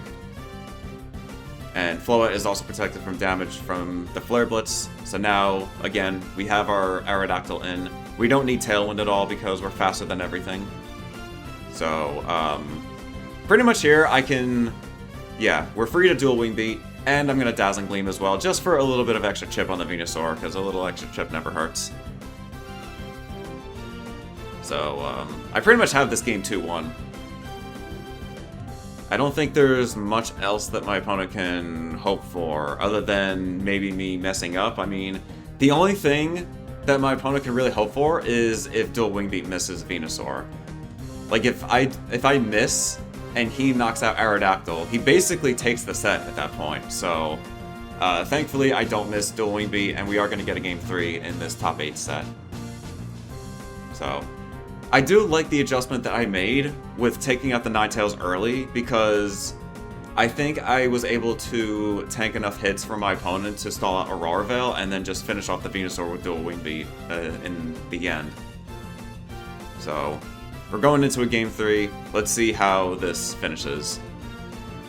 Because this is now the 5th set, the 5th game that I've had against this team. Because I believe I lost in 2 games in round 2. So, I don't think I would mind going with the same game plan. Even if my opponent leaves the same way, I think I'm alright. The only thing I'd probably be worried about is if I hit Protect on Ninetales. Because the Moonblast is doing about half. A little bit over half on the Ninetales. So I can probably go with that play again, but honestly, I don't think I mind Kingambit either. But yeah, we're gonna switch it up a little bit. Because I honestly think I'm fine with leading Kingambit into the Incineroar again, because again, I get a Defiant boost. I don't survive a Flare Blitz though, but what I can probably do is bait my opponent into using Flare Blitz. So we can hopefully knock out the Ninetales with Floette's moves rather than taking Flare Blitz. So yeah, because I think I would rather have my opponent try and hit Protect on Kingambit with Flare Blitz, leaving my Floette open to attack. But my opponent doesn't lead with the Incineroar, instead it leads with the Basket Legion alongside the Ninetales, which is really okay with me because this means that the Basket Legion is not going to use Last Respect since this is the start of the battle. A Wave Crash, I believe, doesn't knock out anything on my side. So I'm kind of alright with going for a Dazzling Gleam or even a Moonblast, but here I'm kind of looking to just get some good damage with a Moonblast and a Cowdell Cleave. I do want to damage the Basket Legion early, because if Basket Legion does anything that is not Flip Turn or switching, then a Cowdell Cleave is a very nice attack for me to get into the Basket Legion. Especially since I can follow up with a Sucker Punch on the following turn, but it is going to Flip Turn into my Floette. I would guess that the Incineroar is going to come back. That would probably be the Pokemon I would expect, but it's actually Venusaur. Venusaur, to me, honestly does make more sense, because since he chipped my Floette with Flip Turn so hard, now my Floet's in a position where it won't survive a Sludge Bomb, so the more I realize it, it does look like Venusaur does make more sense to bring than Incineroar. But the Aurora is set up, Kato Cleave comes out, hits the Venusaur for about a quarter of damage. So now I have to be careful about how I want to preserve my Floet, because I don't want to get hit by a Sludge Bomb, because if I lose Floet, I'm pretty much not winning the game at all, especially if Garchomp is the last one. But the other problem is I don't have any switches at all as well. But, doesn't look like I'm going to be protecting. I really think I would rather see Protect coming out from Floet on my side, because I think my safest play would have been to protect Floet and then just Iron Head Ninetales. I'm really not sure exactly why I decided to Moonblast here. I guess I was fine with losing Floet. Maybe at the time I didn't expect Garchomp to be one of the last Pokemon, but I still could use my Floet for Incineroar. But Sludge Bomb does come out. I'm not sure how much I like the trade, but I do get another Kato Cleave into the Venusaur, so this will probably mean that Dual Wing Beat might knock it out with another hit from Aerodactyl. It's really hard to say, especially since Aurora Veil's up, but I really don't think a Dual Wing Beat would knock out Venusaur here. So Incineroar shows up. I'm going to bring in Garchomp because I want some more chip on the Venusaur. Because honestly, since my moveset to hit Incineroar is so limited, I basically just have to chip it away as many times as I can, and hopefully it doesn't heal too much from Giga Drain. But once again, I'm going to be protecting both my mons to get past Fake Out. I really think it would have been better if I did decide to protect my Floet and just Iron Head the Ninetales, because at least that way I can switch out my Floet for either Garchomp or my Aerodactyl and not worry about getting hit by a Blizzard. So yeah, I just don't think I remember my reason to not protect and just go for Moonblast instead. But in any case, in this situation, I decided to Earthquake because Earthquake is still going to do a lot to Incineroar, even at -1. I want to switch out my Kingambit for Aerodactyl because I don't want to get hit with my own Earthquake. I also don't want to get hit by Earth Power as well from the Venusaur. So I'm kind of alright with this, especially if the Incineroar decides to Flare Blitz my Kingambit. So 3 really good reasons as to why I want to swap in Aerodactyl here. And there's not really much that Incineroar would do to Garchomp, even with Darkest Lariat. Darkest Lariat, I believe, would do maybe 1/3 of damage. But that Flare Blitz is still doing half of Aerodactyl's HP. That Charcoal, I tell you, is a really crazy item on Incineroar. It really displays the strongest Flare Blitz that I've ever seen used by Incineroar. But I really think I still like my position here because now I can Dual Wing Beat. The combination of Dual Wing Beat and Earthquake should more than likely knock out this Venusaur. So I'm going to go for that. My opponent is going to switch out the Incineroar in for Basculegion again. And again, we already established that my Aerodactyl is faster than the Basculegion as well, so Venusaur hanging on by 16. I really gotta hope that this Earthquake does knock out. It's going to be hard to say since my opponent still has Aurora Veil and my Garchomp is -1. And the Venusaur still survives at 2%, so yeah, I don't like this at all. This is not looking good for me because I just lost Aerodactyl. So now I have just a Kingambit left, but Aurora Veil does run out. So now I have to rely on Kingambit. But I believe Stomping Tantrum should still hopefully be enough to knock out this Venusaur. My opponent only has 1 fainted Pokemon, so Last Respects is only going to be doing 100 base. So I can probably hope that a Sucker Punch can knock out Basculegion unless it's planning on using Flip Turn again.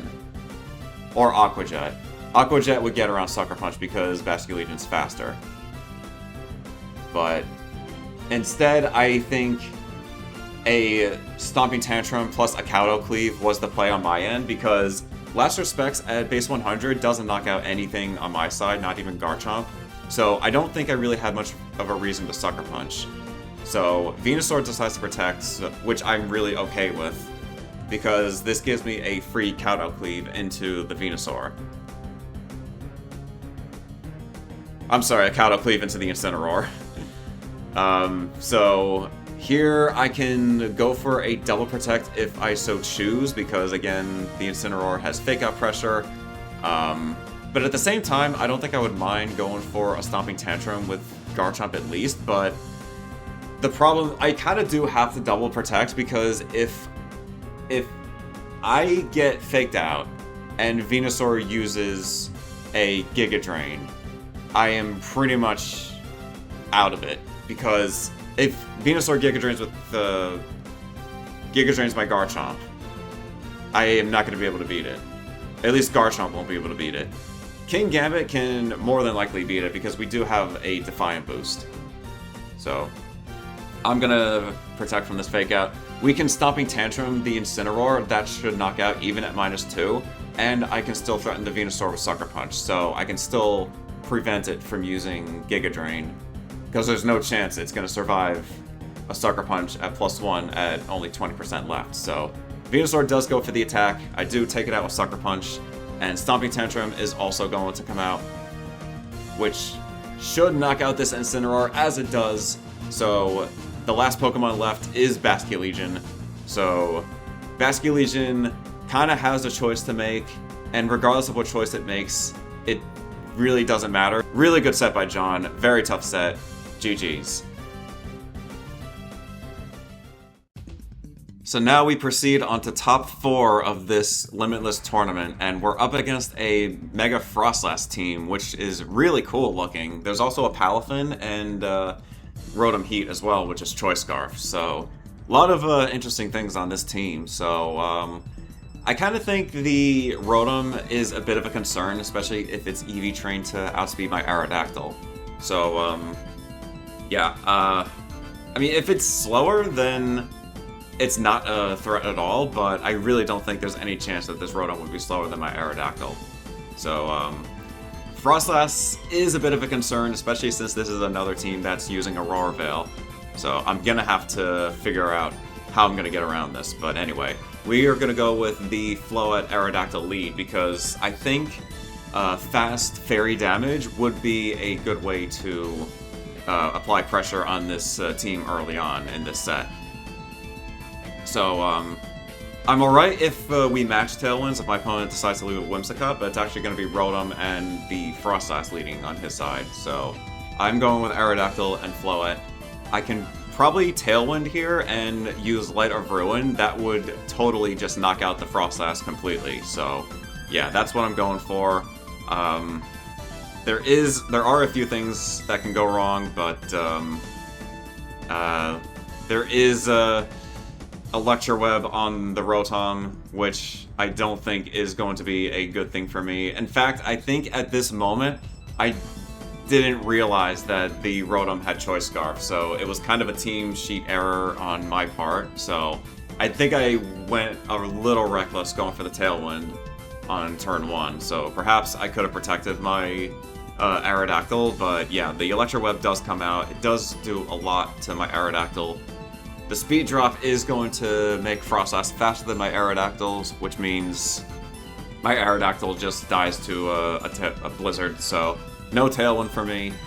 Really bad decision on my part. I, again, did not realize that it was a Scarf Rotom, so it's a long tournament for me. It was a lot of battling that I've gone through already, so yeah, maybe a bit of a mental fart on my part, but we do take out the Frostlass with a single Light of Ruin, so pretty good for that, but now I do have a very injured Floette with that Light of Ruin recoil, plus the Blizzard, along with the Electro Web, but I'm going to send in my King Gambit so that my opponent will probably is probably forced to switch out my Rotom, or his Rotom, I should say, because if he stays in with Rotom, then that means he's Electro Webbing a King Gambit, which would give me an instant attack boost with Defiant. So, assuming my opponent doesn't want to do that, he's going to have to switch out that Rotom. Whatever is the last one will be a mystery. Probably his own King Gambit, I would guess, but yeah, the Rotom does not want to Electro Web my King Gambit, so yeah. It is going to be his own King Gambit. I'm switching out my Floette as well, so I don't want to have my Floette faint to a Moonblast. But Tailwind's going to come out from the Whimsicott. Looks like I'm going with Iron Head, which should hopefully not sash the Whimsicott. Like, I honestly was really surprised at how bulky this Whimsicott looks, given that the Focus Sash is its hold item. Because you would think that Whimsicott would be invested in max speed and max special attack, but it does look like this Whimsicott does have some very dedicated EVs for surviving bulk.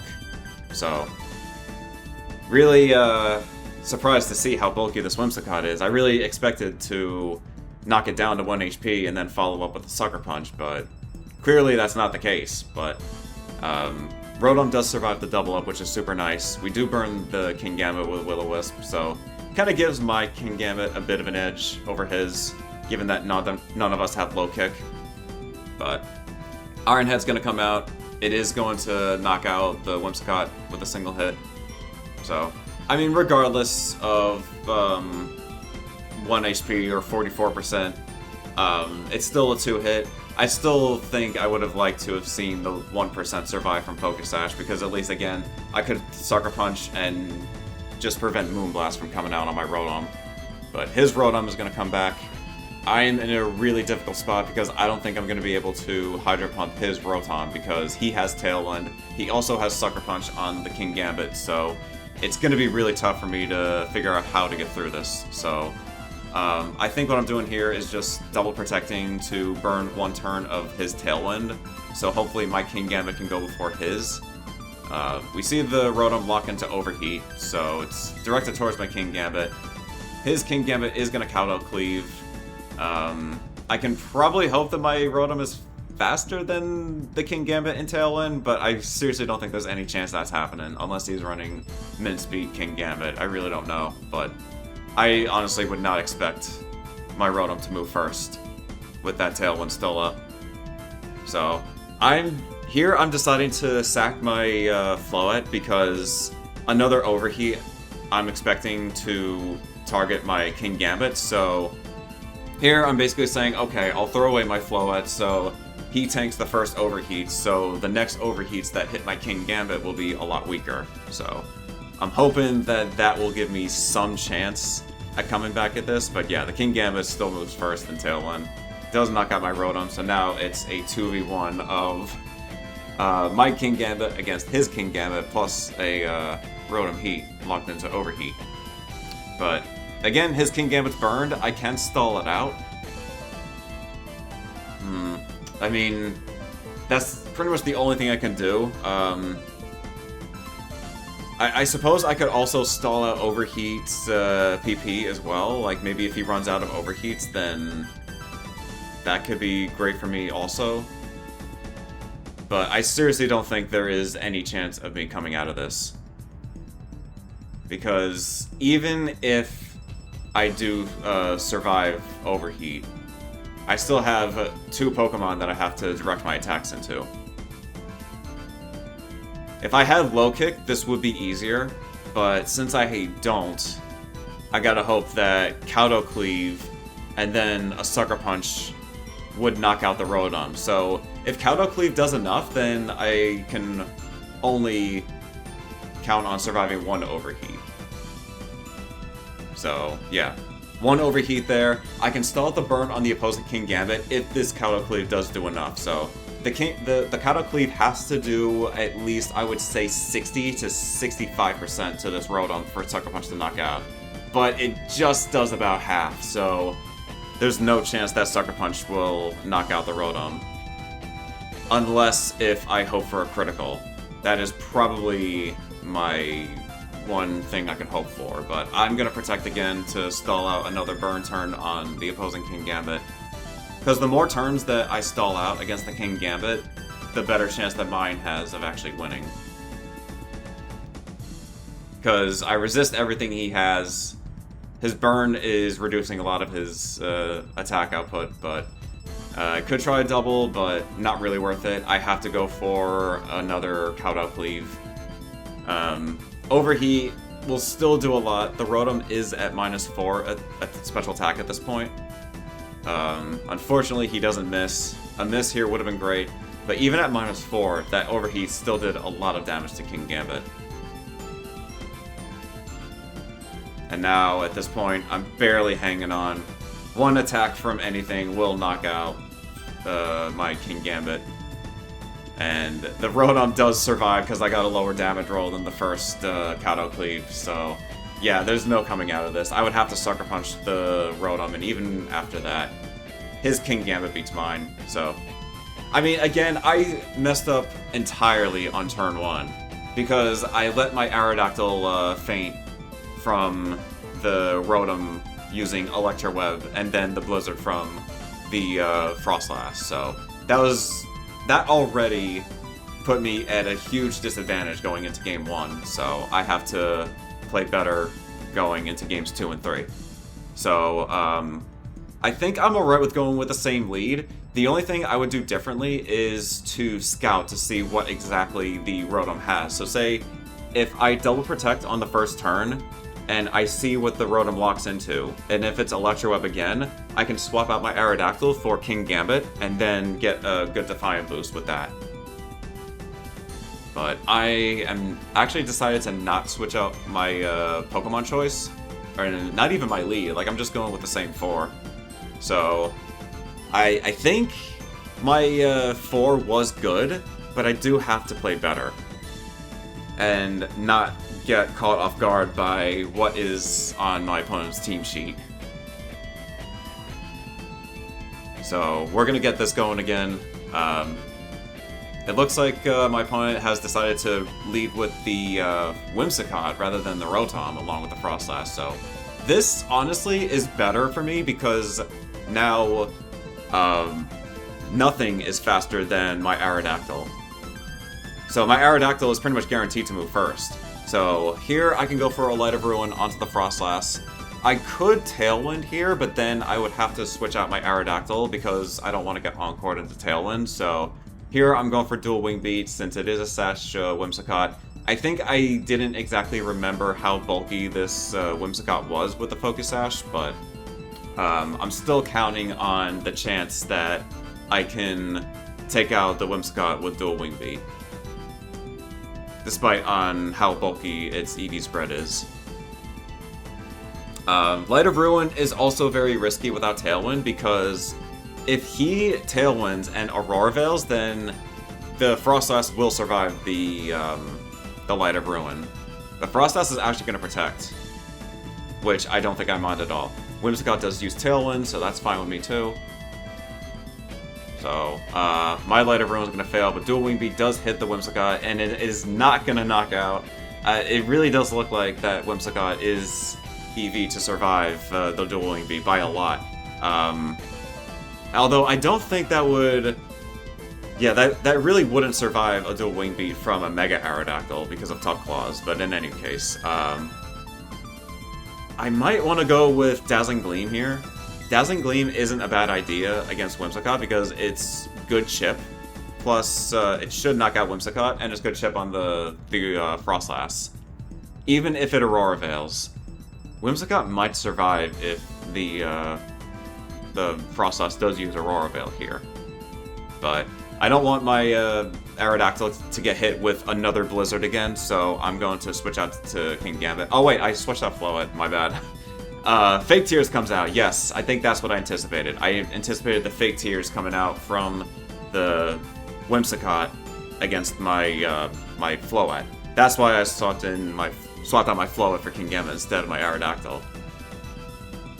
So, now I'm going to switch out my Aerodactyl for Rotom because he also resists Blizzard. And here I can go for a Kowtow Cleave into Frostlass. But I think taking out Whimsicott is the better idea. First reason is because this Whimsicott does not have Protect, so it is not going to be able to stop me from using Iron Head. So the sooner I knock out the Whimsicott, the sooner I can regain speed control. But Whimsicott does switch out for the Rotom, which I think is alright because I send in my Rotom in, so my Rotom can easily beat his. But now we're in mind games where I have to decide, like, is he going to overheat? Is he going to Volt Switch and Shadow Ball into my Rotom? Like, there's a lot that can happen right now, but the sooner I do knock out this Rotom, the better, because my Kingambit will be able to do a lot more work without this Rotom on the field. So I'm going to protect my Kingambit. I should survive a Volt Switch and a Shadow Ball, because I do have a very bulky Rotom, since we switched off that Choice Scarf that we used to have on Rotom. But yeah, Volt Switch is going to come out, and probably send in the Garchomp? Or is it Kingambit that's left?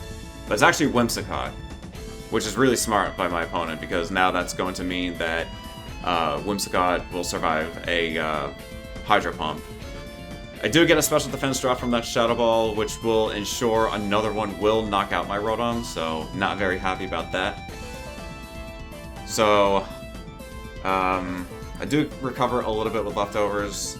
I might have to protect my Rotom again for more leftovers recovery, and then switch out the following turn. And now I feel like I want to attack the Froslass, because I think my opponent's Tailwind ran out. And if it did, I don't think I mind leaving Whimsicott alive for a few more turns, because it's not really doing a lot with Moonblast, but Froslass does leave, Rotom does come back again, so I'll get a free Kowtow Cleave into the Rotom. Whimsicott does use Tailwind again, which I think I'm alright with, because I think everything he has right now is faster than me anyway, so Tailwind is not really doing much use for my opponent at the moment. But the Kowtow Cleave did do a lot of damage against that Rotom, so I think I have confidence that a Sucker Punch can knock it out the following turn. I don't want to send in my Floette, because Fairy Aura boosted Moonblast from Whimsicott may not be very good for me. But yeah, here I want to Sucker Punch the Rotom. Unless if I'm expecting it to switch out again. I could Sucker Punch the Whimsicott as well. But instead I decided to switch in my switch out my Kingambit for Aerodactyl. I assume this means I was thinking that he's going to overheat into my Kingambit again. I might have liked to see Sucker Punch come out from my Kingambit.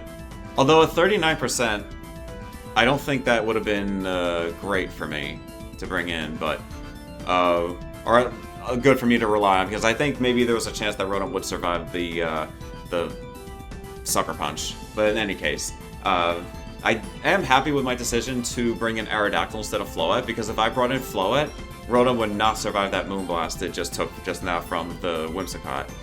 So, very nice that we don't have Fairy Aura going against us. So, at this point, we can probably stall out Tailwind, and then from there, set up our own Tailwind once that runs out. I could even set up Tailwind on my own side at this moment if I wanted, because there's no chance that Kingambit wouldn't outspeed my Aerodactyl. And we do survive Blizzard because we're still at full HP. But in any case, I still want to stall out a turn, so I'm alright with sending my Kingambit back into the field. We are going to protect our Aerodactyl. This will just stall out a turn until it runs out. At this moment, I actually don't want a Tailwind, because the less turns that we have of matching Tailwinds, the better. So that's kind of why I'm protecting right now. I'm basically saying, like, okay, I can set up my Tailwind just as soon as yours runs out, because I don't want to have one move where Tailwind doesn't do anything for either side. Because it's like, when both sides have Tailwind, then it's kind of like, oh, there's no Tailwind at all. It's kind of like the same situation. So, the more turns that I have with Tailwind against his turns without Tailwind, gives me more value to work with my own Tailwind. But the Froslass does protect. Really surprised to see King Gambit move first before Aerodactyl. I don't think I noticed that before, but yeah, that's a very fast King Gambit my opponent has. I did not really expect at all for him to move first, so I'm actually very fortunate that the Froslass decided to protect here. But now that we have Tailwind on our side, we can swap out our Aerodactyl, or I suppose I could stay in. I don't think I would mind staying in, but I think I would rather lose my Aerodactyl than have something I have left in the back take damage for free. Especially if it's Floette, because Floette is the only healthy Pokemon that I have back there. But my opponent does go for Sucker Punch. It does knock out Aerodactyl. Cleave is going to come out against that Rotom, so really happy to eliminate that for free. So thankfully don't have to deal with Rotom anymore in this fight. But now I'm kind of in a bit of a sticky situation because dealing with my opponent's King Gambit is going to be really tough. The best thing I can do is burn it. Because the only Pokemon that I have left that can beat King Gambit, in fact the only one that I brought, is Floette. And of course, Floette could also lose to King Gambit because of the Steel typing. Because Iron Head is going to do a lot. So I'm really hoping to burn the King Gambit, but I'm actually protecting first because I think I want to save... I think I'm scouting for a Protect on the opposing King Gambit because if I go for Will-O-Wisp and I hit that Protect, and then I lose my Rotom, then I'm in a very bad position. So I do call the Protect correctly, so I'm able to protect my Rotom while his King Gambit protects. The Froslass does go for my Rotom, so very happy to be able to defend against that hit. Cleave comes out, very nice damage, and now I can pretty much finish off the Froslass with a Sucker Punch, which would mean I'm in a free world for me to just land a Will-O-Wisp into the King Gambit. Assuming that I landed at all. That's still one thing that could go horribly wrong in this position. So I gotta hope and pray that this Will-O-Wisp works, because if the King Gambit's burned, then I think my Floette can survive at least 2 Iron Heads, maybe 3. But we do land the Will-O-Wisp, so that's really nice. The Burn Chip is going to be very nice to bring the opposing King Gambit in range of being KO'd from Moonblast or even Light of Ruin as well. But Cleave is going to come out from the opposing King Gambit, take out my Rotom, and now I have nothing left but my Floette. And my Tailwind expires on top of that, but my opponent's Snow runs out as well.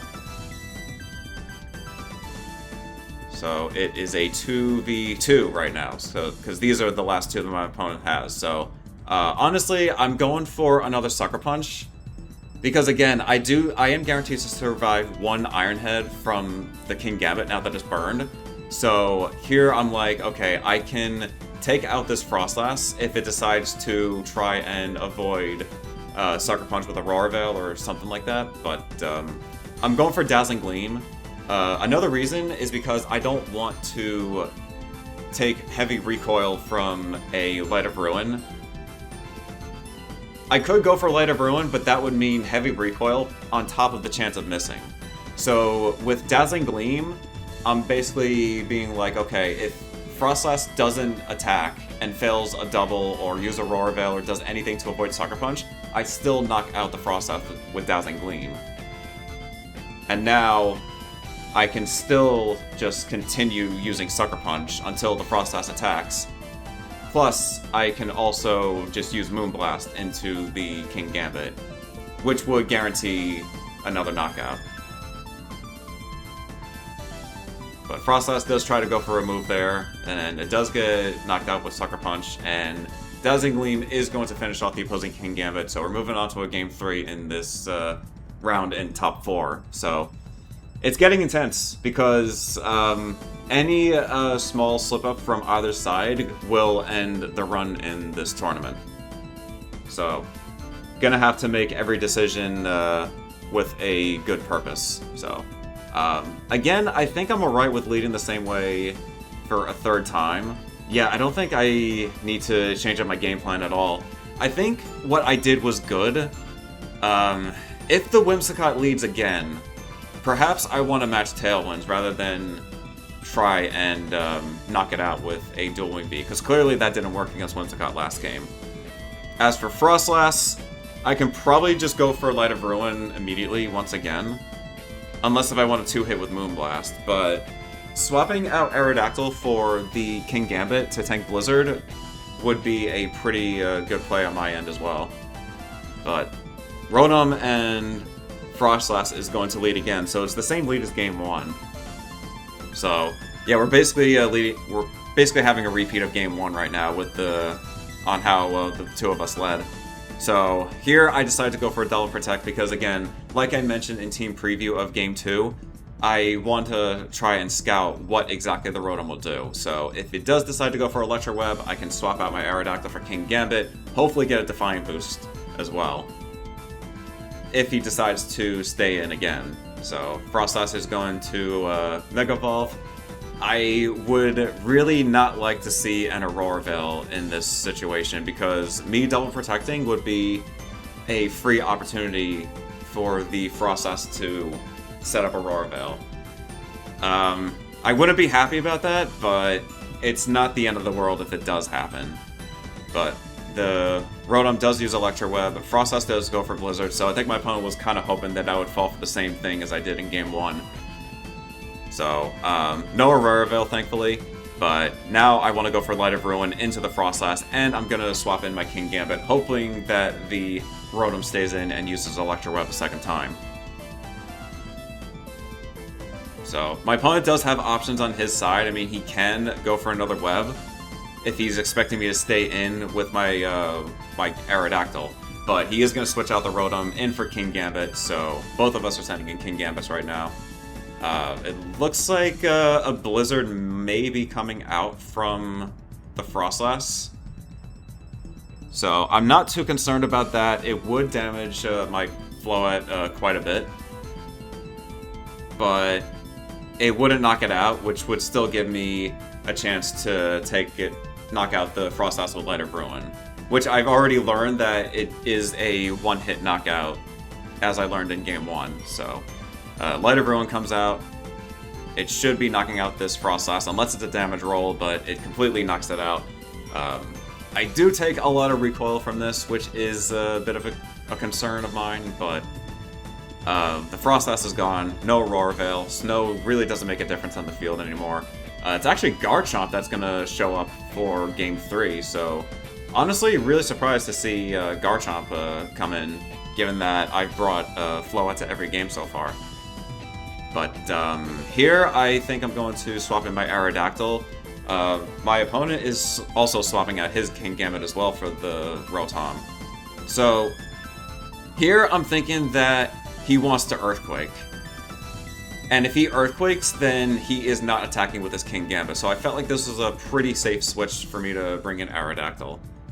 And the Garchomp does Earthquake, so honestly, I'm alright with this. Now, there is still the problem of dealing with Electro Web. So, I could bring in King Gambit, but I actually decide to bring in my Rotom as well, and I'm going to protect Aerodactyl, because if he Electro Webs and Earthquakes again, then with this play that I'm making with protecting Aerodactyl, my Rotom will only take a little bit of damage from the Electro Web, and I would heal quite a bit of that with leftovers as well. And then after that, I can follow up with a Will-O-Wisp onto the Garchomp. But it's actually Trick coming out from the Rotom as well.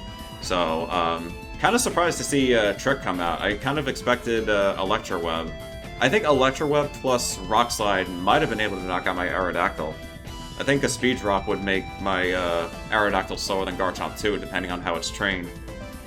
But in any case, I do want to burn the Garchomp because I think at the health that my Floette is at remaining, it might be able to survive another Earthquake if the Garchomp is burned. So I'm really hoping with that. Even if that doesn't happen, it's still really good for King Gambit as well in the back.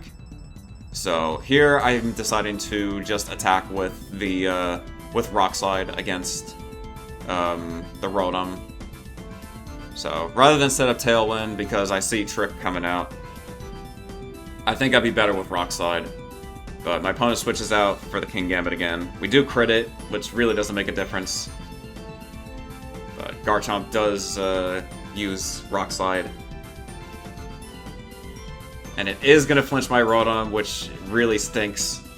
Because that means Garchomp just dodged the burn, but I can still burn the King Gambit if I want. But I'm going to have to Tailwind if I want to avoid the chance of getting flinched. So, in this position, I'm more than okay with using Tailwind because I can say, alright, I can set up Tailwind right now. I'm probably going to lose my Aerodactyl, which will give me a free switch into my Floette, so Floette will make very quick and easy work of Garchomp. Since this one doesn't have a Roselli Berry, it has Soft Sand. So, Rock Slide is going to come out. It is going to knock out my Aerodactyl, which I am more than okay with. And we do land the burn on the King Gambit. I wanted to burn King Gambit instead because overall he does more damage to me in this position than Garchomp, because Garchomp really doesn't do a lot with Rock Slide to Rotom. And King Gambit definitely does way more damage to me, especially with those black glasses it has. So, I want to send in my Floette. I think my ideal play here would be to possibly burn the Garchomp with a, let's see. I can burn Garchomp with a Will-O-Wisp. But here, I'm expecting Garchomp to protect.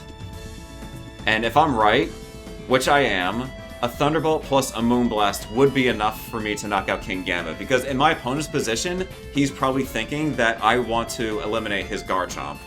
And by protecting his Garchomp, he's like, okay, if I protect Garchomp from an attack from Floette, I can knock out Floette with an Iron Head, even if he's burned.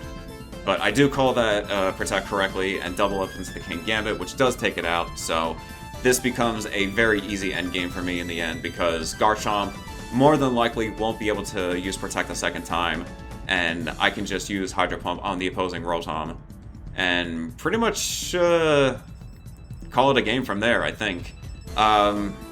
Unless if Garchomp is lucky enough to get a double, and that I miss Hydro Pump on the opposing Rotom, and then he lands Overheat into Floette, that may create a couple problems. But even if that happens, actually I think my Tailwind runs out too, which would really be a problem. So I would probably have to play mind games in that kind of scenario, and be like, okay, maybe I should protect my King Gambit from an Overheat, try and land a Hydro Pump into the opposing Rotom. Garchomp does get another Protect, so really lucky move on the Garchomp there. But Rotom does, it's gonna lock in Electro Web, which is not exactly what I expected, especially considering that my King Gambit is in the back, which has been out on the battle already.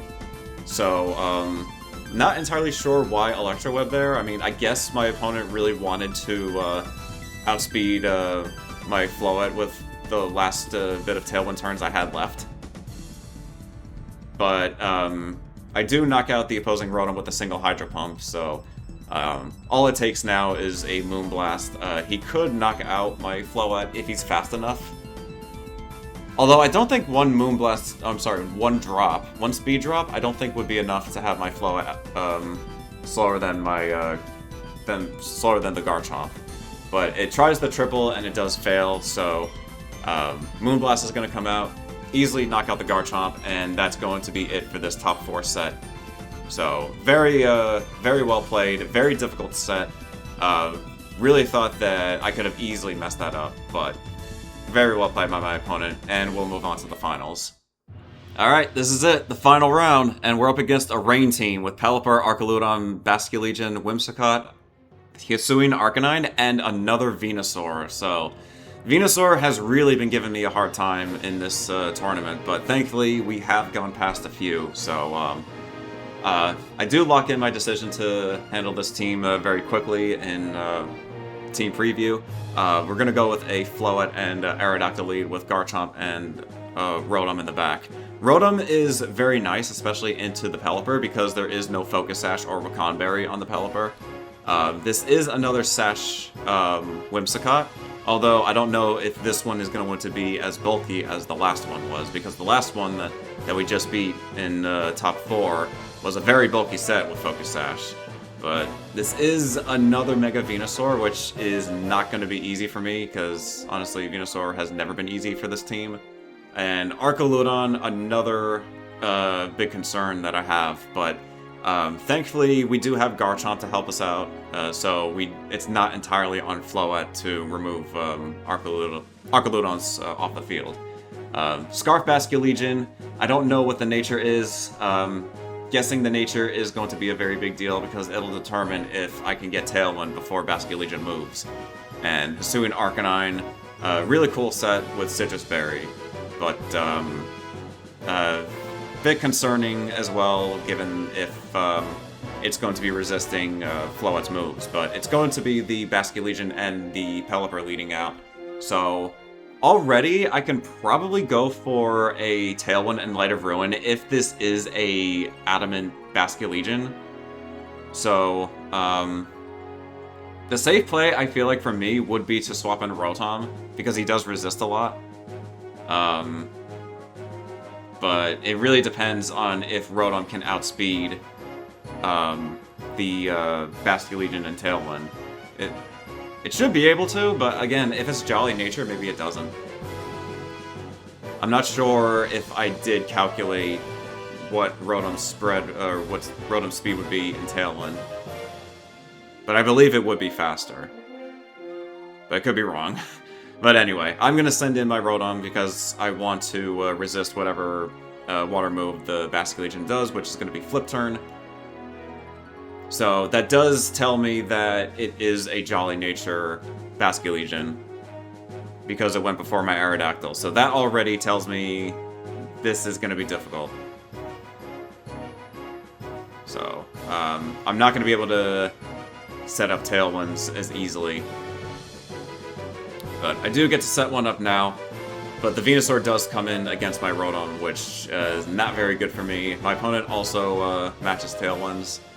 So, I could go for Dual Wing Beat into the Venusaur and then Thunderbolt the Pelipper, but the problem I think I have with this is that if I Dual Wing Beat and he Giga Drains, then you're basically healing just about all the damage that I just did with Dual Wing Beat, so I really don't think I like that idea.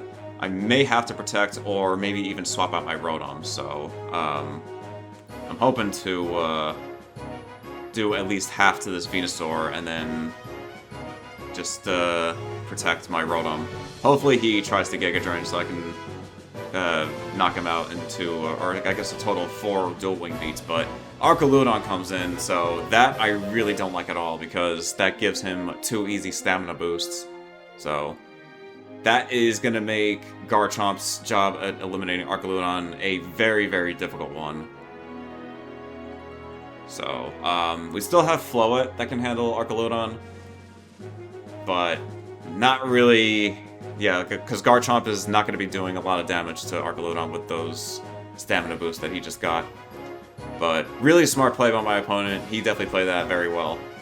But now I can probably Thunderbolt the Pelipper, and I am probably going to want to swap in my Garchomp for Aerodactyl, because he'll probably use Electro Shot into my Aerodactyl, unless it's into Rotom. Plus, I also want to try and preserve a second Tailwind, if I can. Don't know for sure if I'll be able to, because again, the Basculegion is faster than my Aerodactyl, so, but I still want to try and preserve my Aerodactyl for a second Tailwind, if I get the opportunity, so I'm sending in Garchomp.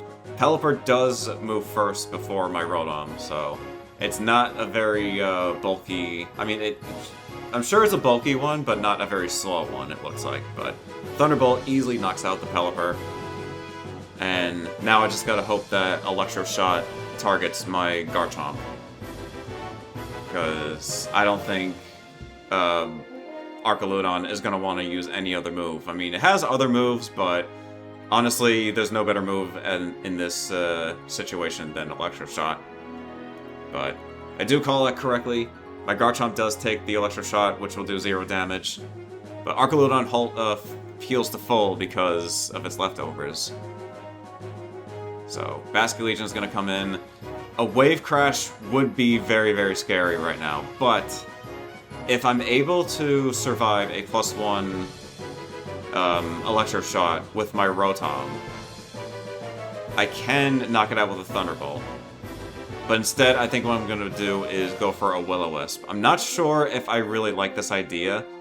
Last Respects actually comes out instead of Wave Crash. So, pretty interesting there, but honestly, I really don't think I agree with my position to Will-O-Wisp. I think I would have been better off using Thunderbolt instead. Yeah, Thunderbolt easily would have knocked out the Basculegion. And that would ensure that I get another Tailwind, unless if Arcanine is the last Pokemon, because Arcanine... But Arcanine is not the last Pokemon, Venusaur is the last one. But Electro Shot is going to come out against my Rotom. It does knock it out. So, yeah. Yeah, I'm not really happy with my decision to Will-O-Wisp the Basculegion. I guess I thought that the Basculegion would swap out into Venusaur, because Burn Chip on Venusaur would be pretty nice. That's sort of what... that must be what I was thinking, but... yeah, here, this is a very difficult situation because... I'm hoping that the Basculegion does target my Aerodactyl to prevent Tailwind.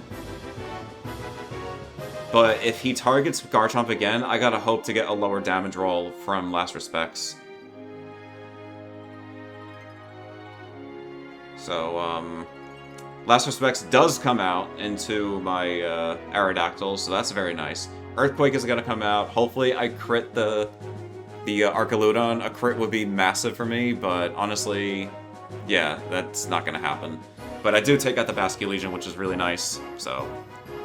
Nice to not have to deal with that. I can still Tailwind if I want, but since Venusaur is the final Pokemon left, I don't think I need to rely on Tailwind, but the boosted Flash Cannon does knock out my Garchomp.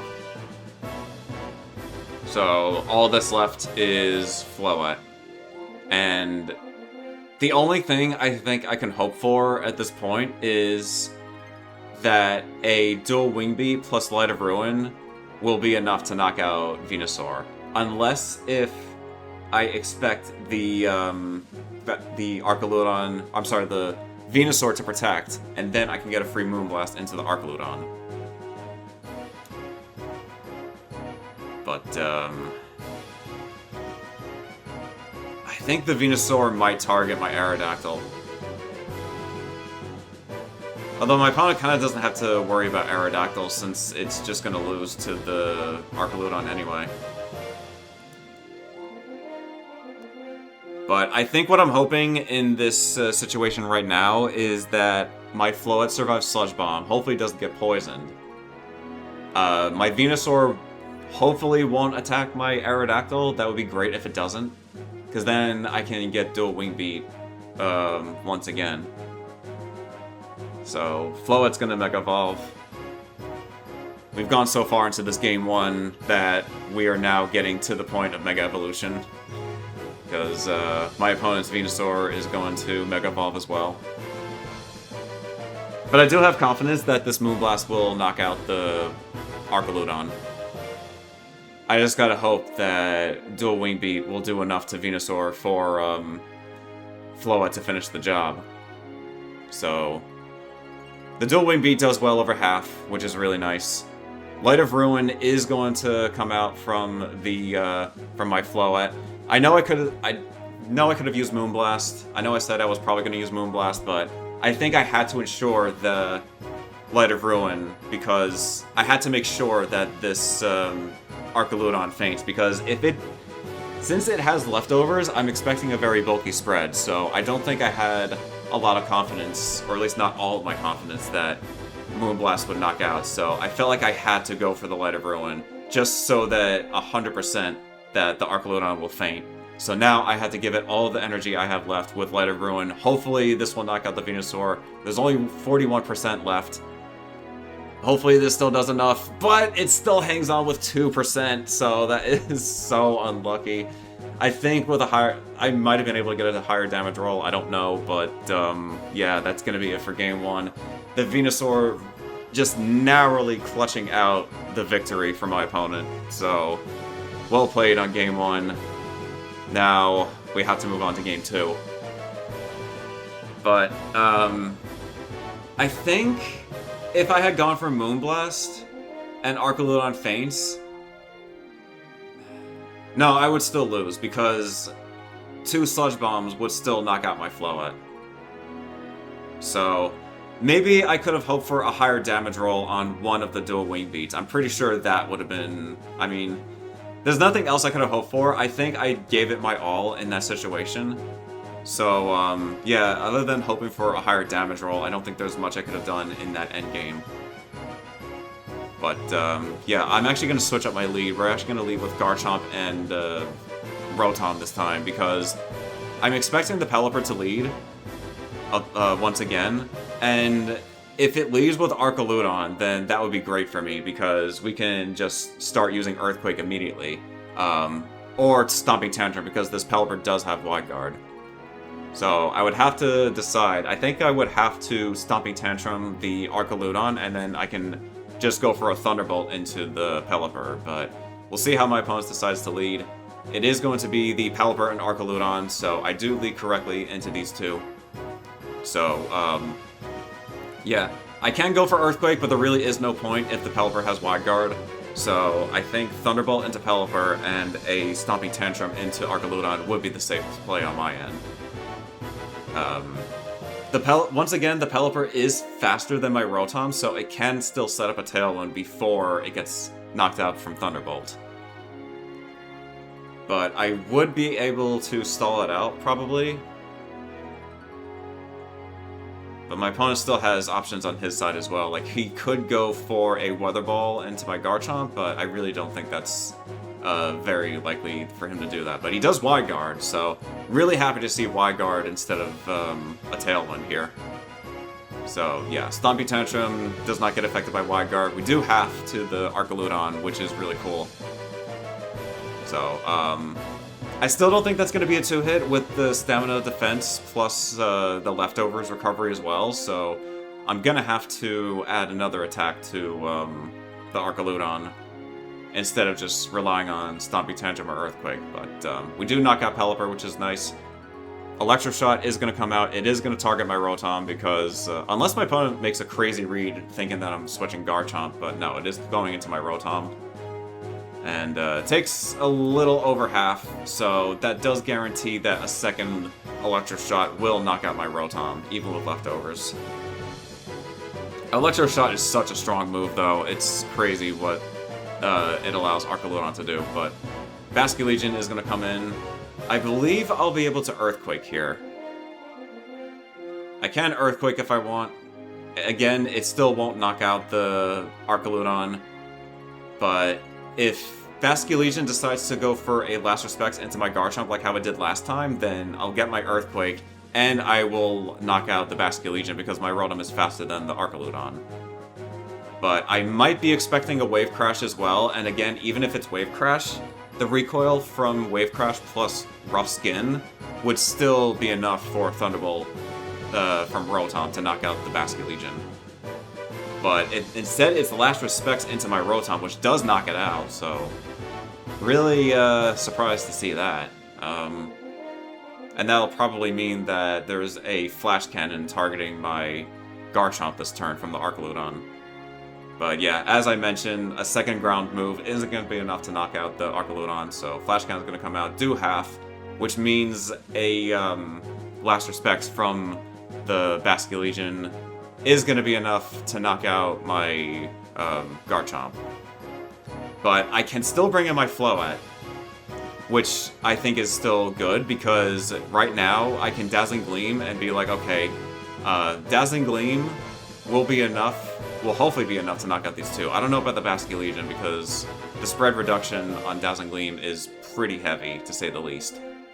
But I want to protect my Garchomp because I don't want to lose him just yet. I'm very confident that the Last Respects will be targeting my my Garchomp, but instead my opponent decides to swap out the Basque Legion for Venusaur, so this decision that I see does not make me happy because this basically is telling me, okay, my opponent is sending in the Venusaur to tank a Fairy move, and he's basically powering up the Blaster Specs by another 50 base because he knows I'm about to knock out his Arcaludon.